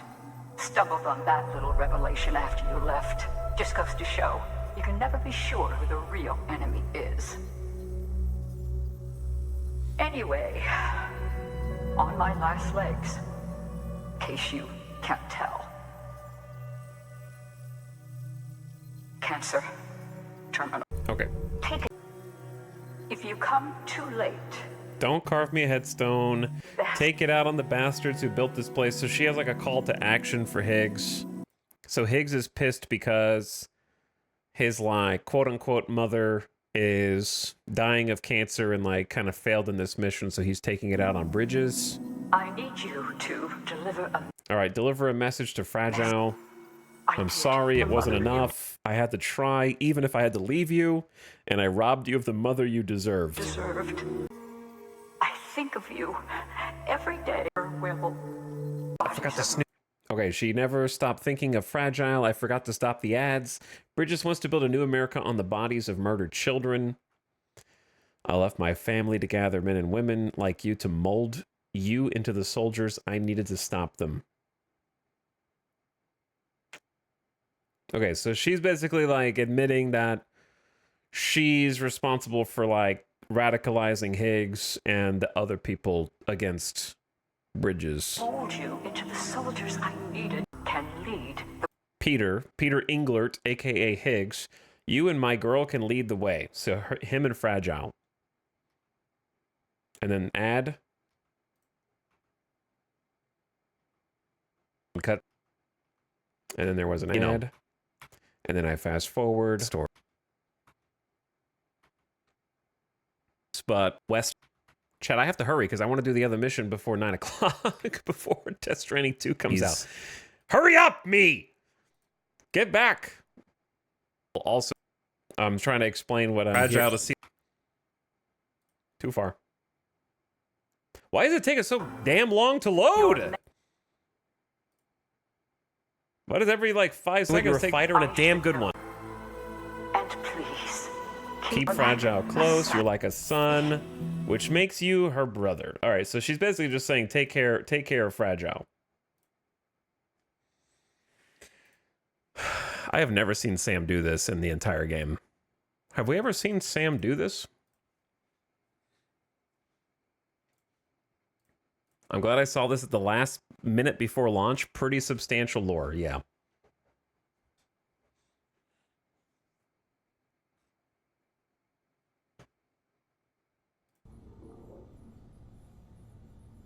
So, Fragile and Higgs are sort of like non-biological brother and sister. And that's why Fragile wants to know why Higgs betrayed her, because they literally have a bond through Fragile's biological mother, who apparently was a mother figure to Higgs, who seems to have died of cancer. I think it's safe to say Peter did not follow that request very well. Yeah, I would agree. Higgs then proceeds to betray Fragile. Yeah, and I feel like I need to watch Fragile's cutscene again to see them. Holy, look at these. Look at these BB decals. Look at these BB decals, dude. He tried to burn it all down, so in a sense, Bridges would suffer too. Yeah, he tried to take everybody out. But I feel like I just played Death Stranding with you, and I feel like I should watch, tonight I'm gonna watch a full like lore recap, just because there's just so much. There's so many little literal connection points between everything.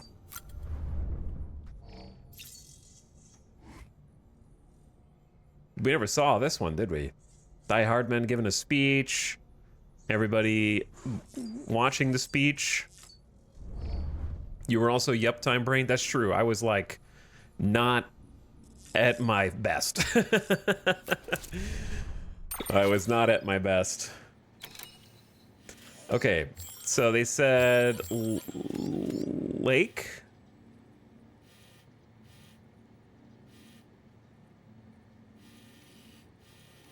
Wait, hold on. I need to make sure I have the correct... Where did he say to go?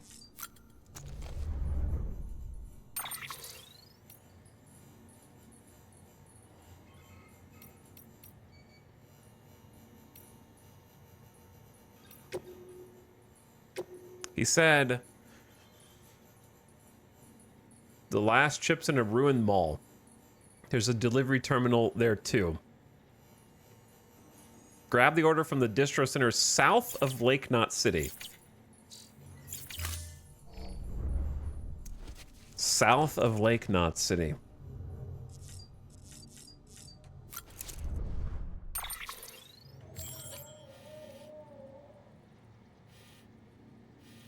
This one. You call? Let's get this show on the road. Yeah, the problem with story recaps is most of them are just going to be like, here are the obvious things. Sam is a BB. Isn't that crazy? And they're not going to give you like all the actual connection points that you need contextually to appreciate all of the all the other details.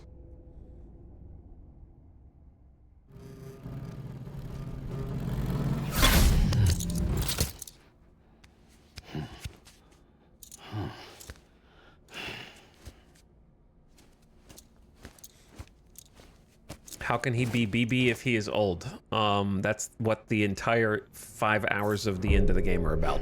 Yep.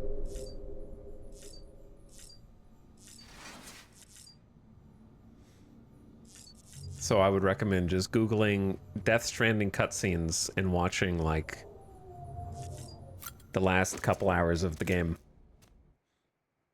If not more.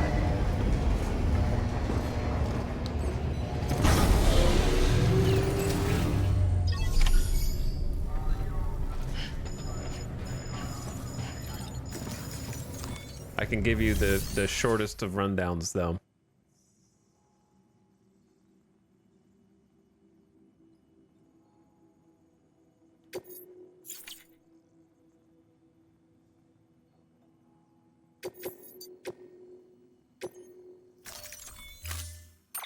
There's honestly, like, no one thing that I think is, like... There's so many endings in the ending, and there's so many different character revelations that it is just, like, jam-packed with cool moments. Void out.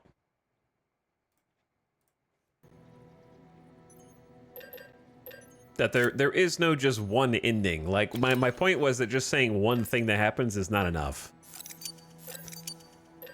Because there is a lot of stuff.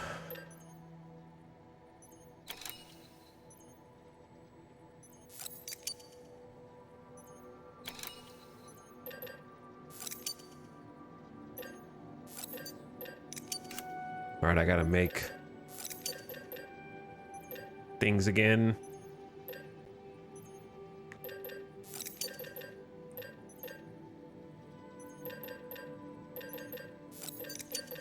Because I don't have any... I might have stuff here, I don't know. I do have a silver hand here.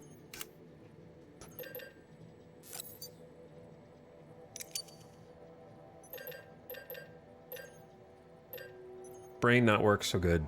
Still. This one... I liked the shotgun. Bring some hermetic grenades just in case.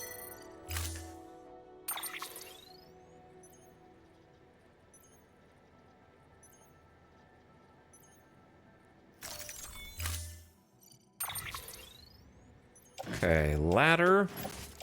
Here. Anchor. PCC. Repair spray, repair spray. Blood bag, blood bag, blood bag.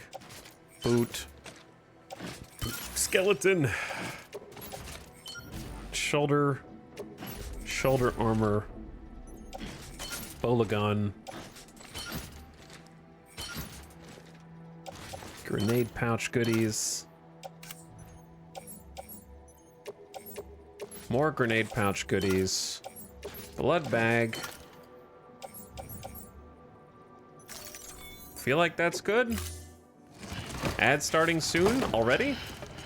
It's already been another hour? Order assigned. All right, we gotta go fast. Yo, we gotta go fast.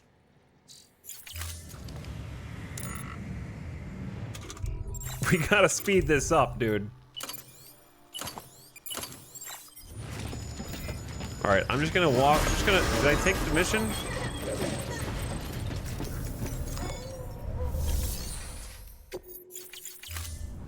Where do I go? Don't answer that. You want me to go to Mount? Wait, that's where BuddyBot is. Neutralize the terrorists in the ruins.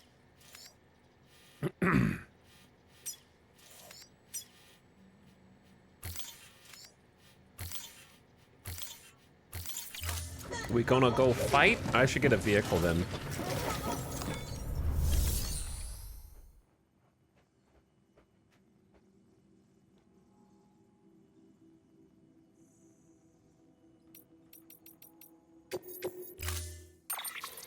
Can I have...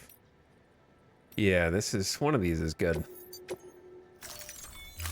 Stand clear. Vehicle ready.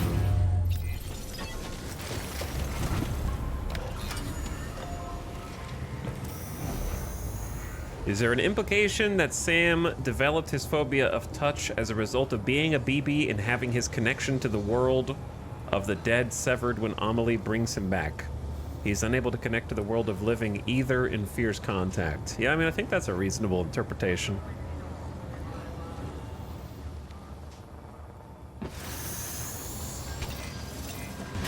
Beginning scan. Have a pleasant journey.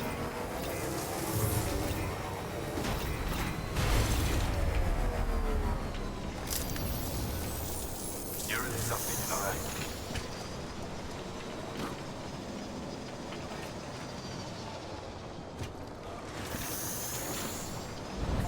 Weapons restrictions lifted.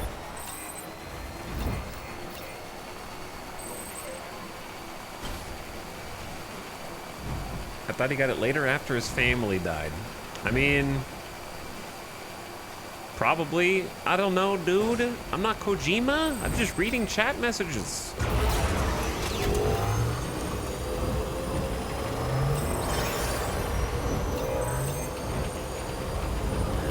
What can't you do?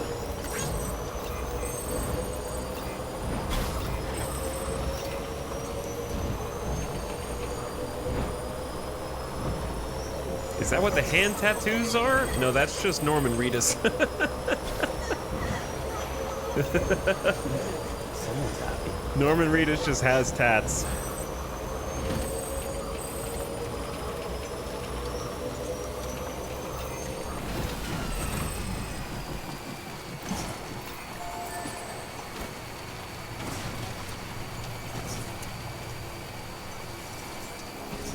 Oh, you mean the hand tattoos like the stencils?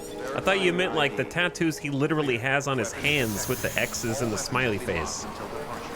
All clear. Welcome, Sam Porter Bridges. Because he literally has hand tattoos, bro.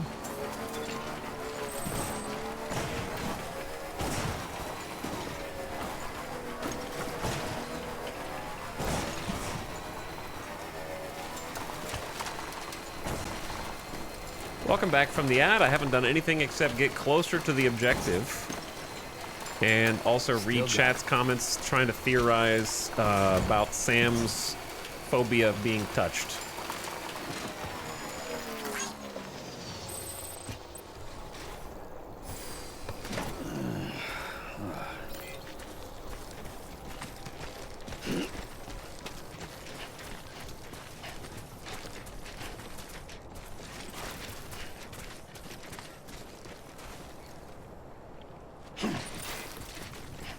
Warning, ghosts. Looks like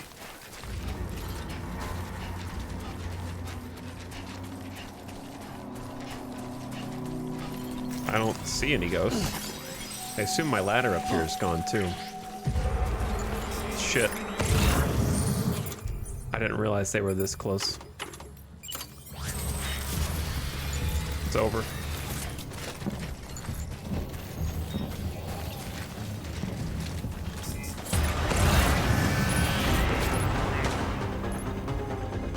Well, that was fast.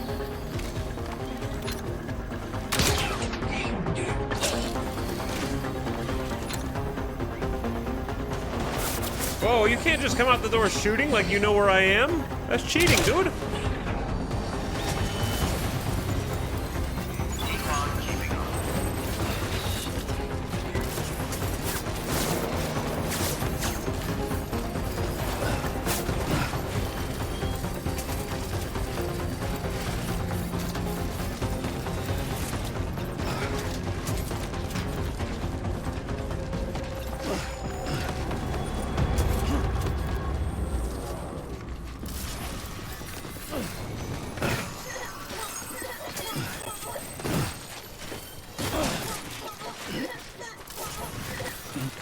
someone's happy.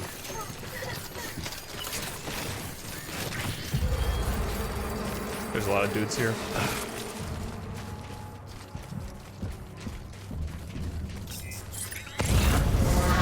Whoops. Oh. Oh, yeah, they detected me. Yeah, they know.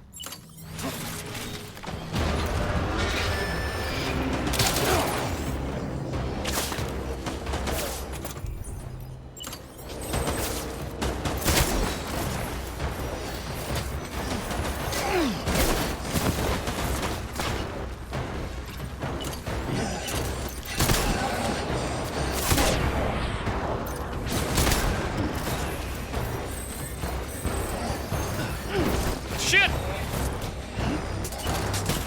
Where? What the hell? Bring your gun out, Sam!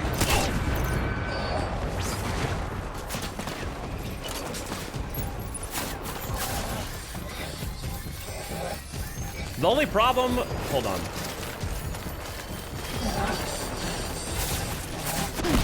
The only problem with doing the sick-ass drop kicks is he puts his weapon away afterward, and making him bring it back out is actually hard.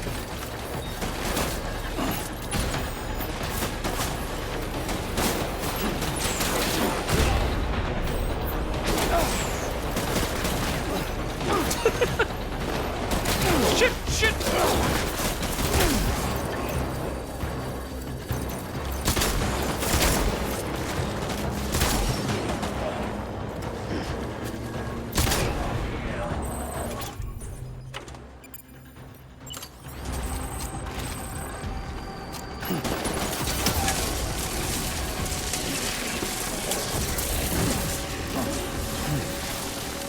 I stumbled.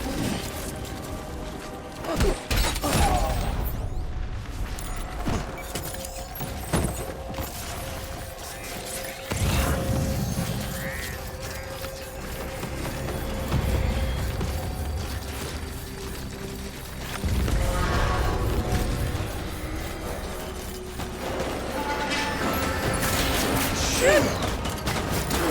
Sam! Sam! Get your grenade, Sam! Holy shit, Sam! You missed! You're just getting shot! Holy shit, Sam!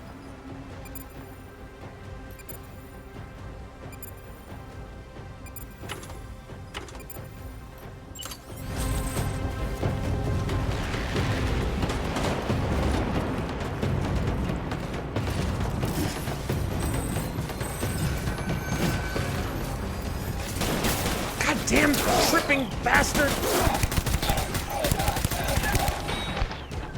You're so clumsy. How did you get so clumsy?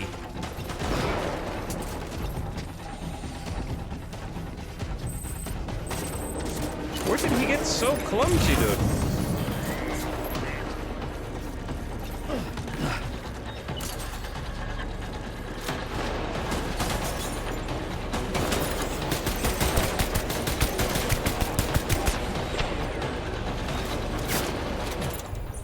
I forgot to make a nade launcher.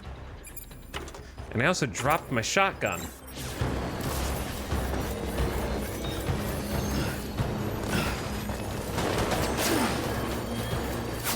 What a angle.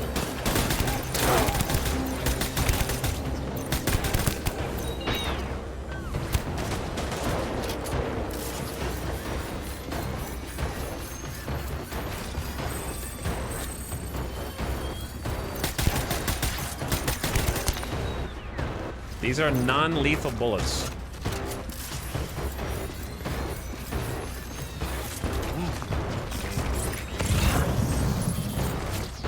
Who's awake?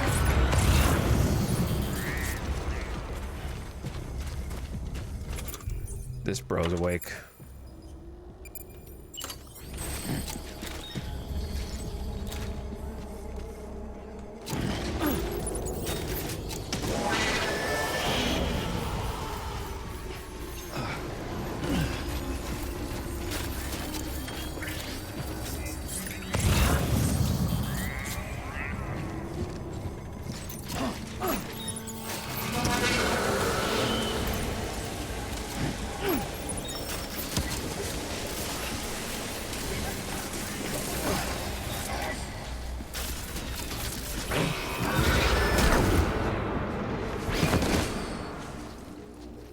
How did he even get back up here that fast? Okay. A little sloppy, a little sloppy. It's kind of a big area. And my battery's gone. Nice. Wow, perfect timing on the battery though.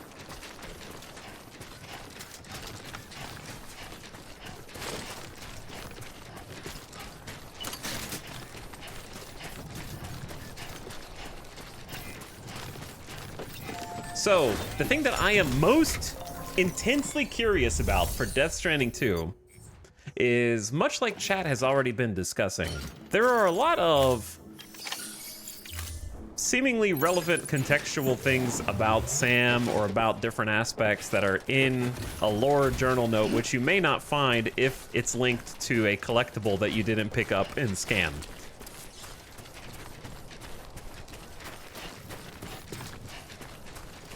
And the thing I'm most intensely curious about is things like explaining the chiral network, or explaining like things that if you played, even if you played Death Stranding 1, that you take for granted as information. Like, I'm curious how 2 is going to iterate or reiterate that information.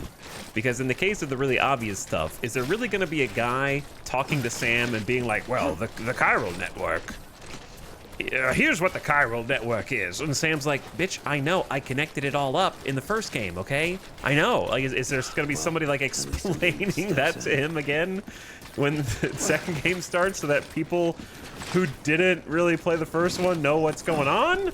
And then secondly, the little lore bits that aren't obvious because you may not have found the, like, relevant collectible piece, are they going to re-explain those things? You know what I mean? Or how much of it is just going to be like, well, you didn't find that one little collectible to share, so too bad. Because, like, clearly I missed stuff that was in lore docs, because chat's over here talking like, well, you see, pushes up glasses. Sam actually only developed a phobia of being touched after his family died in a void out. Now, of course, that phobia was somewhat being treated by his therapist wife, whom he met getting therapy for the phobia that he didn't have yet, which is what we just established. So he was getting therapy for the phobia he did not yet have. because he only developed it after his entire family died. And then he, of course, his therapist turned out to be his wife, Lucy, whom they were going to have a child with, and we're going to name it Lou. But then they died under mysterious circumstances, creating a void out, and people are not sure if he hid that from others because it ended up killing a ton of people. And Sam developed a reputation as someone who got a lot of people killed by hiding the death of his own wife, and we're not really sure the resolution. Like, there's...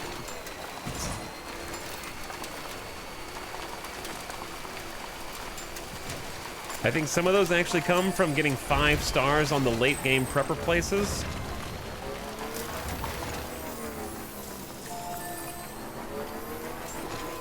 There was also a good point about how they have already researched how to kill BTs in 1, so that should already be known.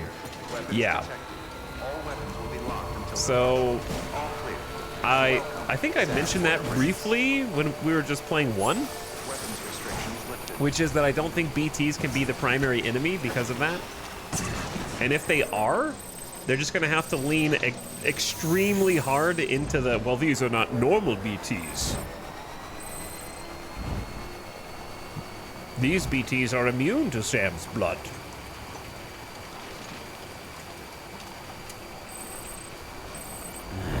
What can't you do?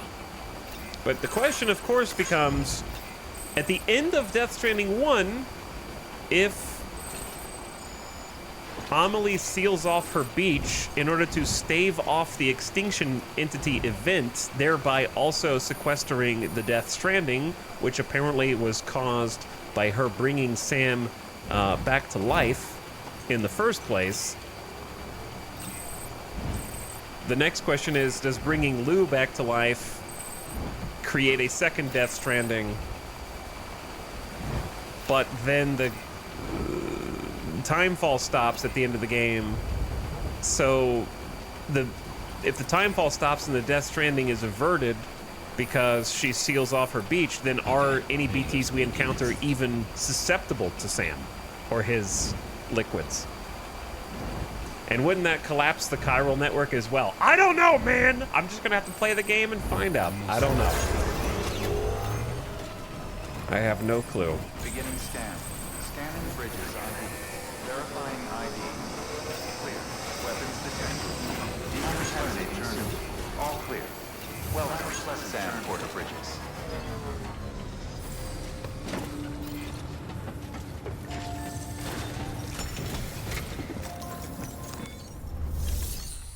I got your cargo, Johnny.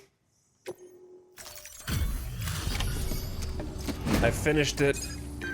I did what you wanted me to do, man.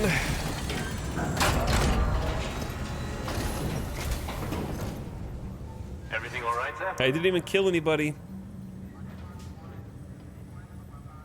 Looks good as new. My hat's off to you.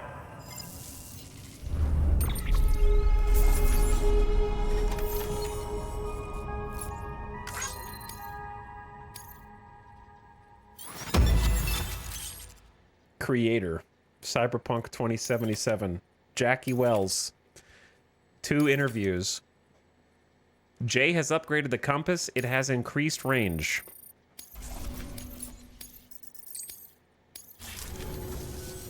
No shame in taking a break from time to time. No, I can't. I mean, I will. New order available. New order available? Access delivery terminal for further improvement. Okay, not an order for Sam. Your partner, Jay. Thank you. I guess this is goodbye. Wait, this is Jackie? Was it both of them?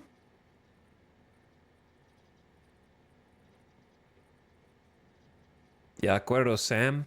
Ya acuerdo. It was a hot exit. I mean, we straight up dove into the car, me and V. A friend from work, let's say. Plan was solid. Should have gone like clockwork. But I don't know, I fucked up. Got us killed. Maybe. As far as I can tell, I'm a ghost. Look at me, Choom. A fucking ghost drifting between worlds. Shit. Chiral network's the only thing I gotta hold on to. But thanks to the chips you found, it's all coming back to me. V and the rest.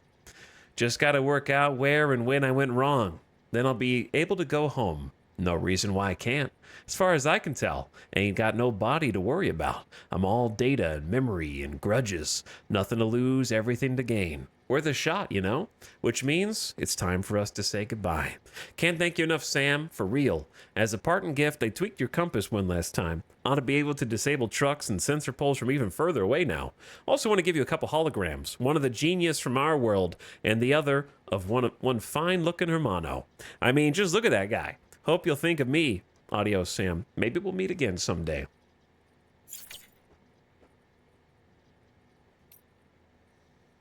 Recovery request. My chip. Grab it back from the terrorists. I thought it was Jackie the whole time? I thought it was written like... You literally get the silver hand.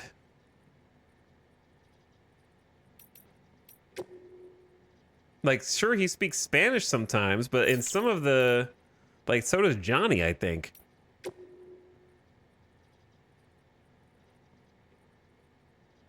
Like, the ones where he's repeating himself are very Johnny-coded.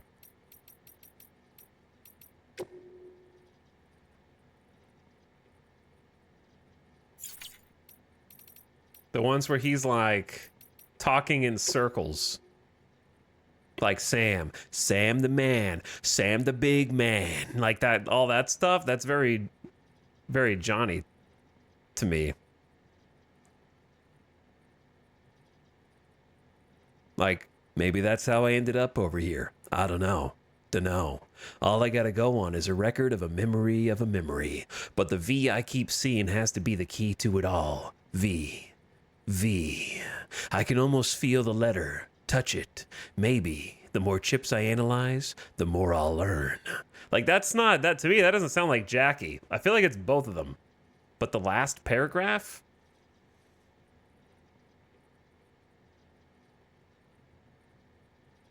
Yeah, what about it? He doesn't know who he is. The person doesn't know who he is. Johnny was a real person in that world. But now it's just a data point. I don't know. Anyway. We need a lore video on the cyberpunk lore in Death Stranding. And they both start with J, so it doesn't help. Like, obviously the last one is, and some of them are Jackie. But some of them read like Johnny. A letter from a porter #1. My love, as I write these words, I hope and pray you'll one day have the opportunity to read them. I can already imagine what you'll say. A handwritten letter in this day and age. But don't laugh. It's not just affectation. Analog's harder to intercept. I've asked some friends of ours to deliver this letter, and I know they'll make sure it gets to you, wherever you may be. Little girl's doing well. Sometimes I see you in her eyes, but I try not to let it show when I do. There's no denying she's your daughter, though. She's bright as a button and tough as nails. I told her once how much she was like her mother, too. To which she smiled and said, I'm like you too, Daddy. I treat people real nice. Anyway, we set up a new delivery base west of Ground Zero. Word is, Bridges is planning to head to the far coast and are looking to recruit people with dooms to join the caravan. I can't be part of a plan like that. No, I'm sticking with my own. I'm going to keep working to rebuild the real America, land of hope and the free, one delivery at a time. And I'm going to do it for our little girl. Be careful out there. Don't let Bridges destroy our future. P.S. I've still got the Misanga you gave me. When the time is right, I'll pass it on. I promise. Okay, so this is like Fragile's dad. Right? Fragile's dad is mentioned a couple other times, but I don't really remember the details.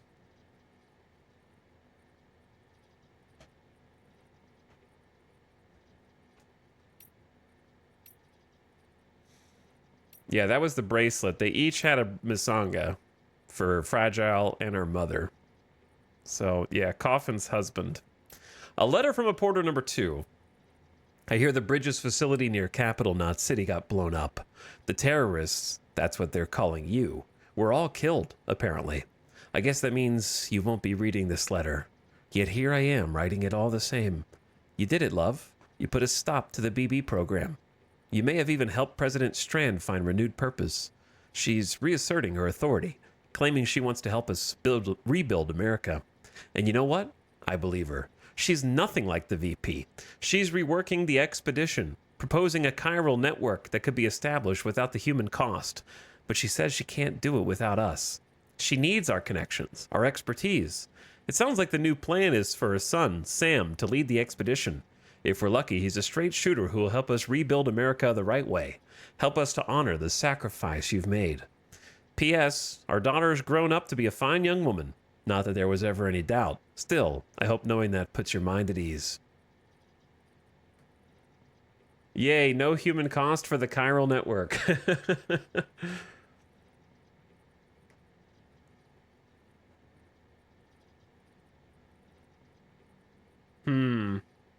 Suspicious. Like, the main thing is,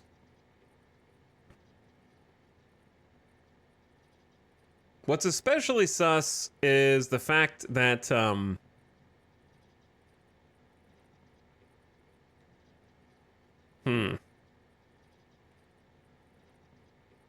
don't know how to articulate what my thoughts are. It looks more like propaganda to divert attention. They both heard and believe it.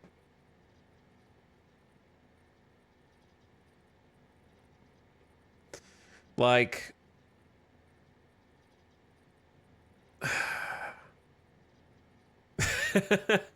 I need to go back and watch all like the all the other cutscenes to really contextualize everything. We just don't have enough information.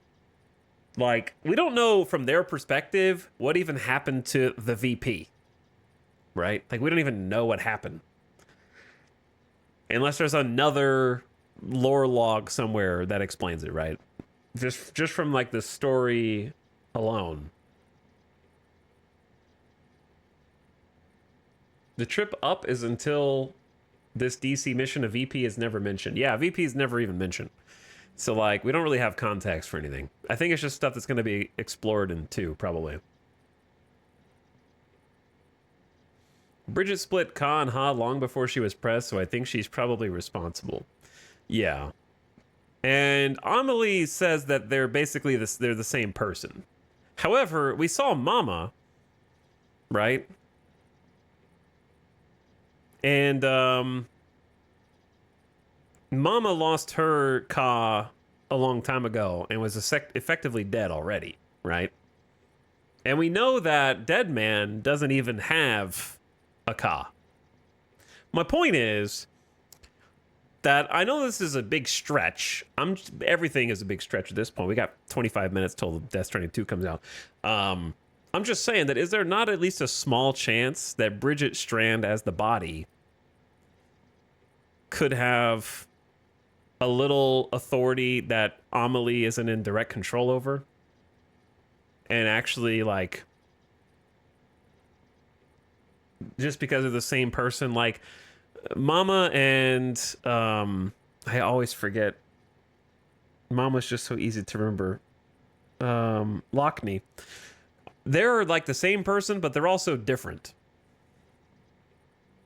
So, and Dead Man doesn't even have like a spirit, basically. So is it not possible that even though they're the same, they are subtly different, and that maybe Bridget was being earnest to some degree?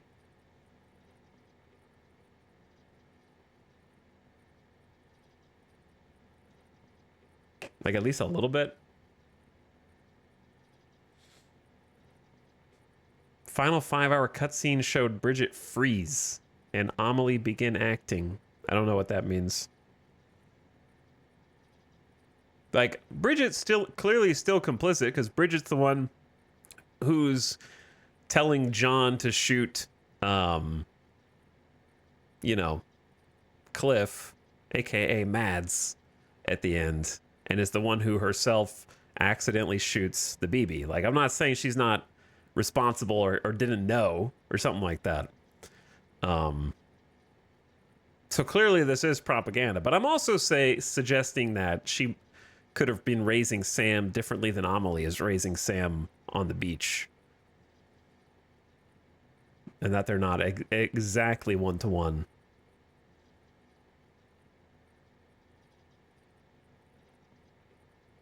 But I don't know.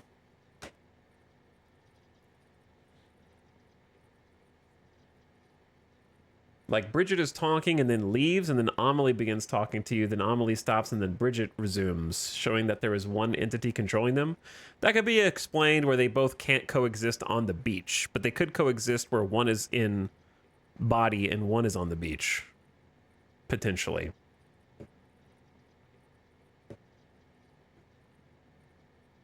Because one is, like, just like Mama's spirit is reaching out for the baby, at the same time, Mama still exists physically. Right? Like, you actually do see Mama and Mama's Ka simultaneously when you sever the tie from her, like, BT baby.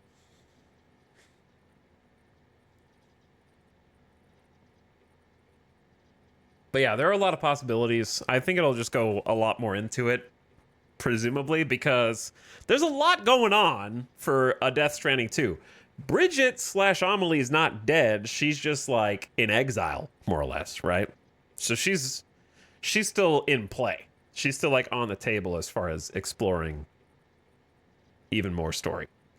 Sam's in play. Lou is in play. The only person who's not in play really is like, presumably, I would say Cliff should not be in play, but it's Mads Mikkelsen, and he just showed up at the Game Awards in order to like be in the Hitman thing. So like he's almost definitely going to appear in Death Stranding 2 because he was in the Game Awards. Like that's really the only thing I have to go on, but I'm confident in saying that. Even though he should be like dead and his story should be resolved. They will find a way to bring him into it somehow. But I would say like logically he should be off the table. Sam and Lou, of course, Dead Man, Die Hard Man is still on the table. Like Hartman, like all the characters are still on the table, except for like every character is on the table. I would think that Mads is the only one that shouldn't be into, from just like a story resolution. Like yeah, Higgs is still on the table. All the characters are. There really weren't any shocking ends like Mama / Lockney is still there. Were there any main characters who were in Death Stranding 1 who were just like, you're definitely gone?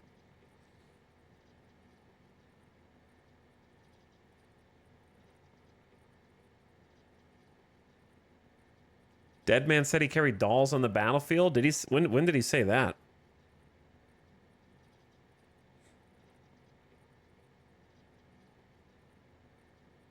They all made it well connected. Yeah, there's really like, it's crazy how many twists are in Death Stranding, but none of the twists are shocking character deaths. So I wonder if, I'm not saying that that's a bad way to do a twist. I'm just saying, thinking back on it, I'm surprised it wasn't just like twist, beloved character randomly dies. We never, yeah, I don't think anybody does. Because like, the only person who's dead is Cliff, and he's dead before the game even begins. They let you think Mama was dead for like 2 minutes? Yeah. Hartman dies, but he brings himself back. Anyway, are there any other things we need to do last minute? Because those are the only two things that I had to do. We had to do that director's cut story with the BB facility for sure.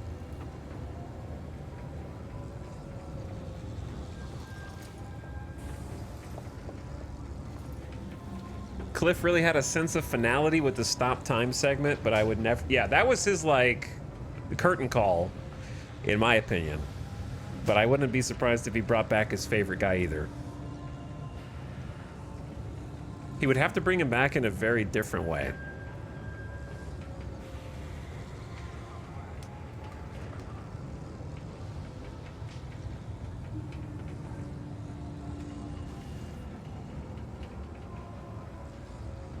Jump off the highest point in the game and ride the carrier down.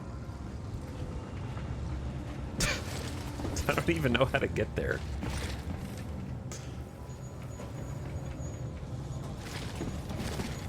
There's always dream sequences. Trigger a void out on purpose? I don't want to trigger a void out. I want to be able to say that even though I died and had to repatriate, I didn't cause a single void out. And nobody died in it.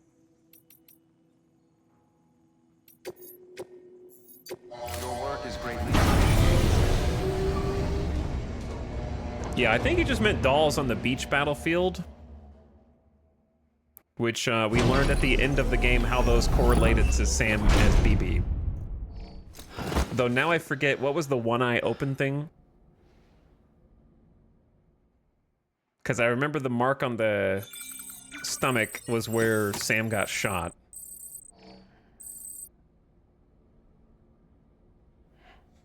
And the fact that there were so many dolls, I believe, is just representative of the fact that there were so many BBs sacrificed because they all had like nails in their head. Collection complete. Thank you for your generosity. Finish the road. You want me to finish the road in 20 minutes? That's a big ask.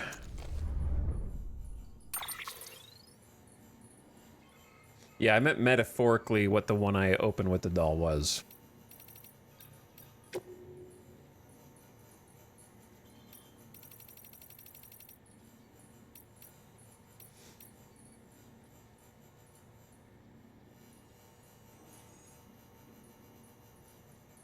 Wasn't the wink just letting Cliff know BB Sam was nearby? I mean, it triggered whenever they detected BB.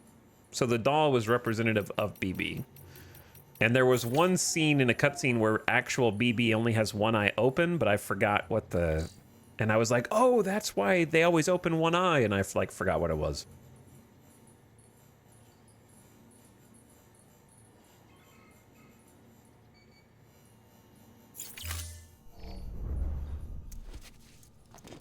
Chat, you only have 16 minutes. We're not going to play Death Stranding 2 tonight. That's going to be tomorrow. So, just a heads up. This is supposed to be just a super short stream to catch up on the lore.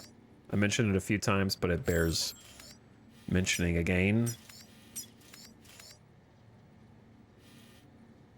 I'm gonna take another sleep and fully rest my brain, and then we're gonna start at 1 p.m. Pacific tomorrow.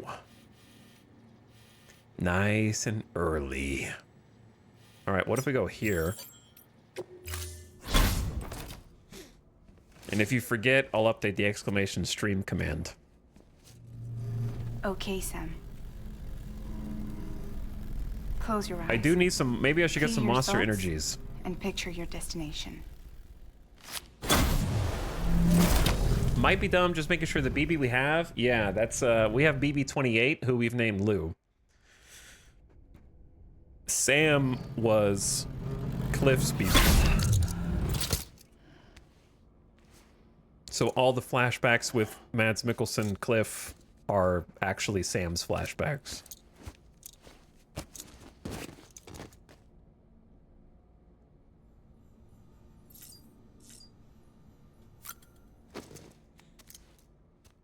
Partner with Red Bull?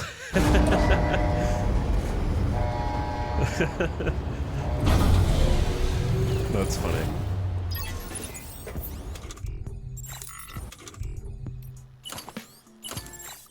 All right, and then make a bit of fabricated equipment. Just a goof.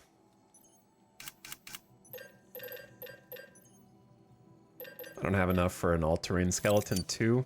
I don't even have enough for a 1.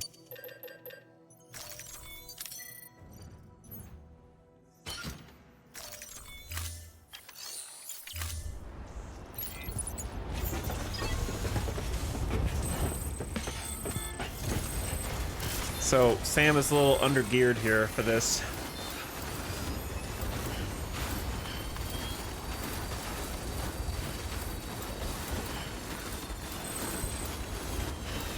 Wait, do I still have a speed suit on? You get to keep your exosuit when you fast travel? Did I not know that?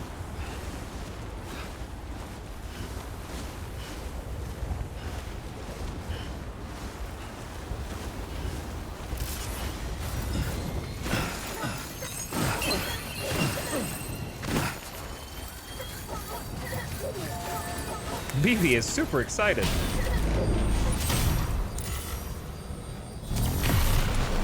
right, you guys ready to surfs up?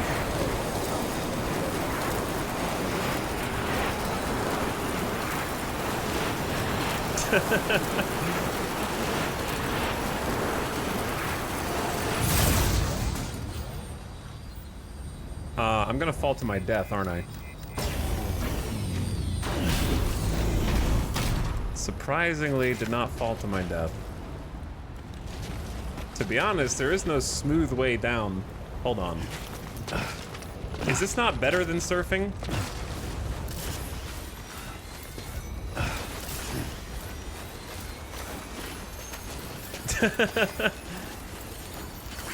Is this better than surfing? I think it is.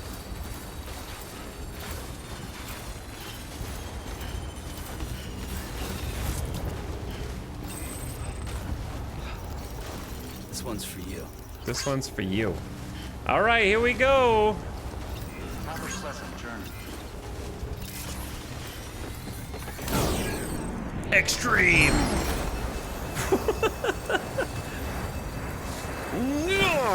Easy. And then we can surf from here. Someone gotta be.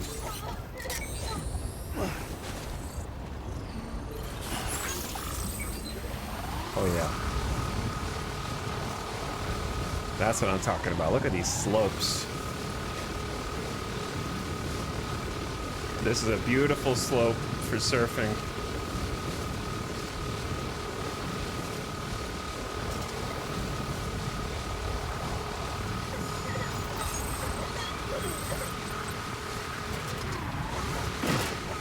Nice air, dude. Someone's happy. Getting tricky in here.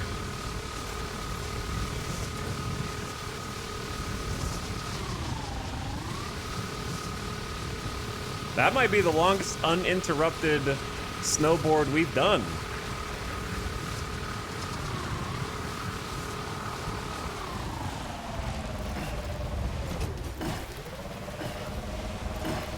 Gotta get a little push off for this part. Oh, I remember this part. We skipped over this entire, like, ruined area, huh?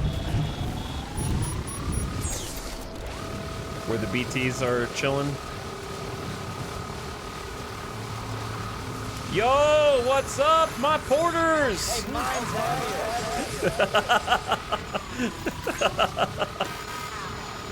Oh!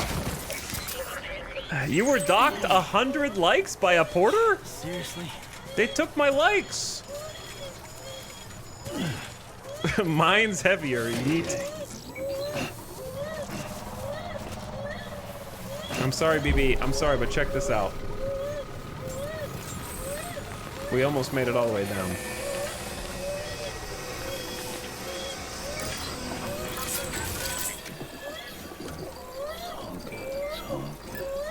Did you run him over? I don't think I run him over. Disliked and beefed it.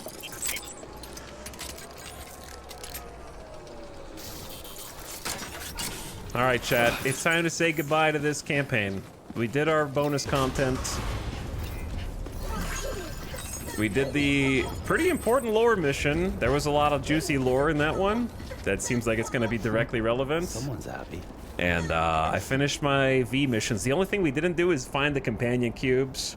And obviously 5-star everything and finish the highway system. Just to repeat a couple things I said earlier, for Death Stranding 2, I'm gonna attempt a local recording of the playthrough so that I have the, like, perfect version of the VOD that doesn't have annoying Twitch random silences. I'm gonna see about uploading it to YouTube somewhere. I have to figure out some account details from an old YouTube account. I'm not uploading it to my old main channel. I'll tell you that. So, I'll try, if assuming that works, then I'll have that for some VOD watchers, so it's not all screwed up. And also, we're really gonna dig into 2 and just take it slow. I want to do all the things I didn't do in this one. Try to be more completionist. Try to be more Like, I want to finish, if there's roads, I want to finish those. If there's optional stuff, I want to do all the optional stuff. I want to take some time and just like not rush main story. Do it when it feels right. We should have plenty of time, hopefully. But I'll be starting tomorrow at probably around 1 p.m. Pacific, if I had to guess. So I know that early access starts for the digital deluxe edition in about 6 minutes, which I will not be doing tonight. Just to look at it again. Yeah, 6 minutes and 30 seconds. So if you are starting it tonight, have fun, enjoy your play. I'm going to be saving it to experience with chat tomorrow, because I don't want to be up till 4 a.m.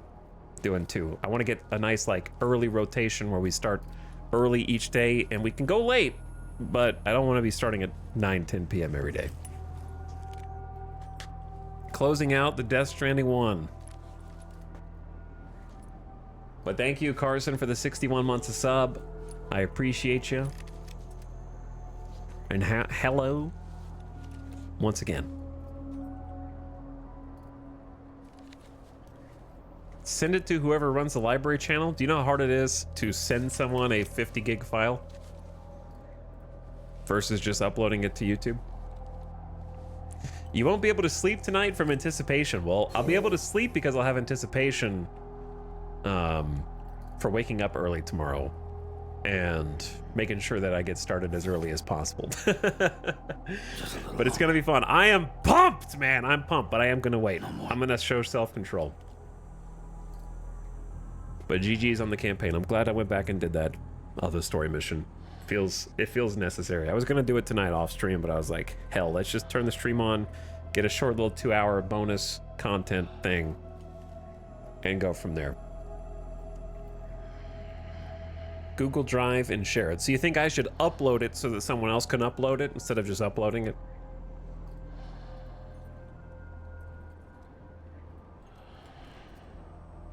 Think we should just upload it 2-3 times instead of just once? The sooner he sleeps, the sooner he can stream tomorrow. Yeah, be on the lookout for early start. It might be earlier than 1. So just keep your eyes peeled. I'm just kind of saying 1 as a... I'm pretty confident I can be live by that point. Tomorrow's going to be amazing. I am looking forward to it. I am looking forward to it. There's so much to do. I'm going to watch some cutscenes again, probably tonight, just to refresh my memory from the end of Death Stranding 1.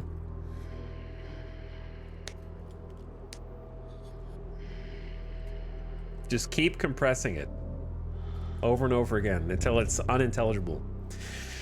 I am a little giddy. I'm a little sad that I'm not gonna be there like in 5 minutes at the launch. Like, that's the hardest part, to be honest. But I think it just makes the most sense. Just get a nice early, completely refreshed start for tomorrow, and it'll feel like I'll have a sleep between playing it, so that'll further purge the feeling of familiarity from playing Death Stranding 1. And make it feel, I think it'll feel even fresher if I just wait till tomorrow. Just a little longer.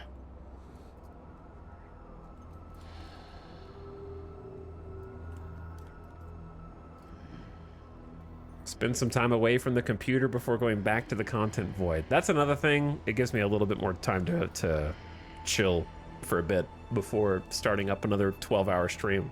Tomorrow's probably going to be like another 12-hour stream.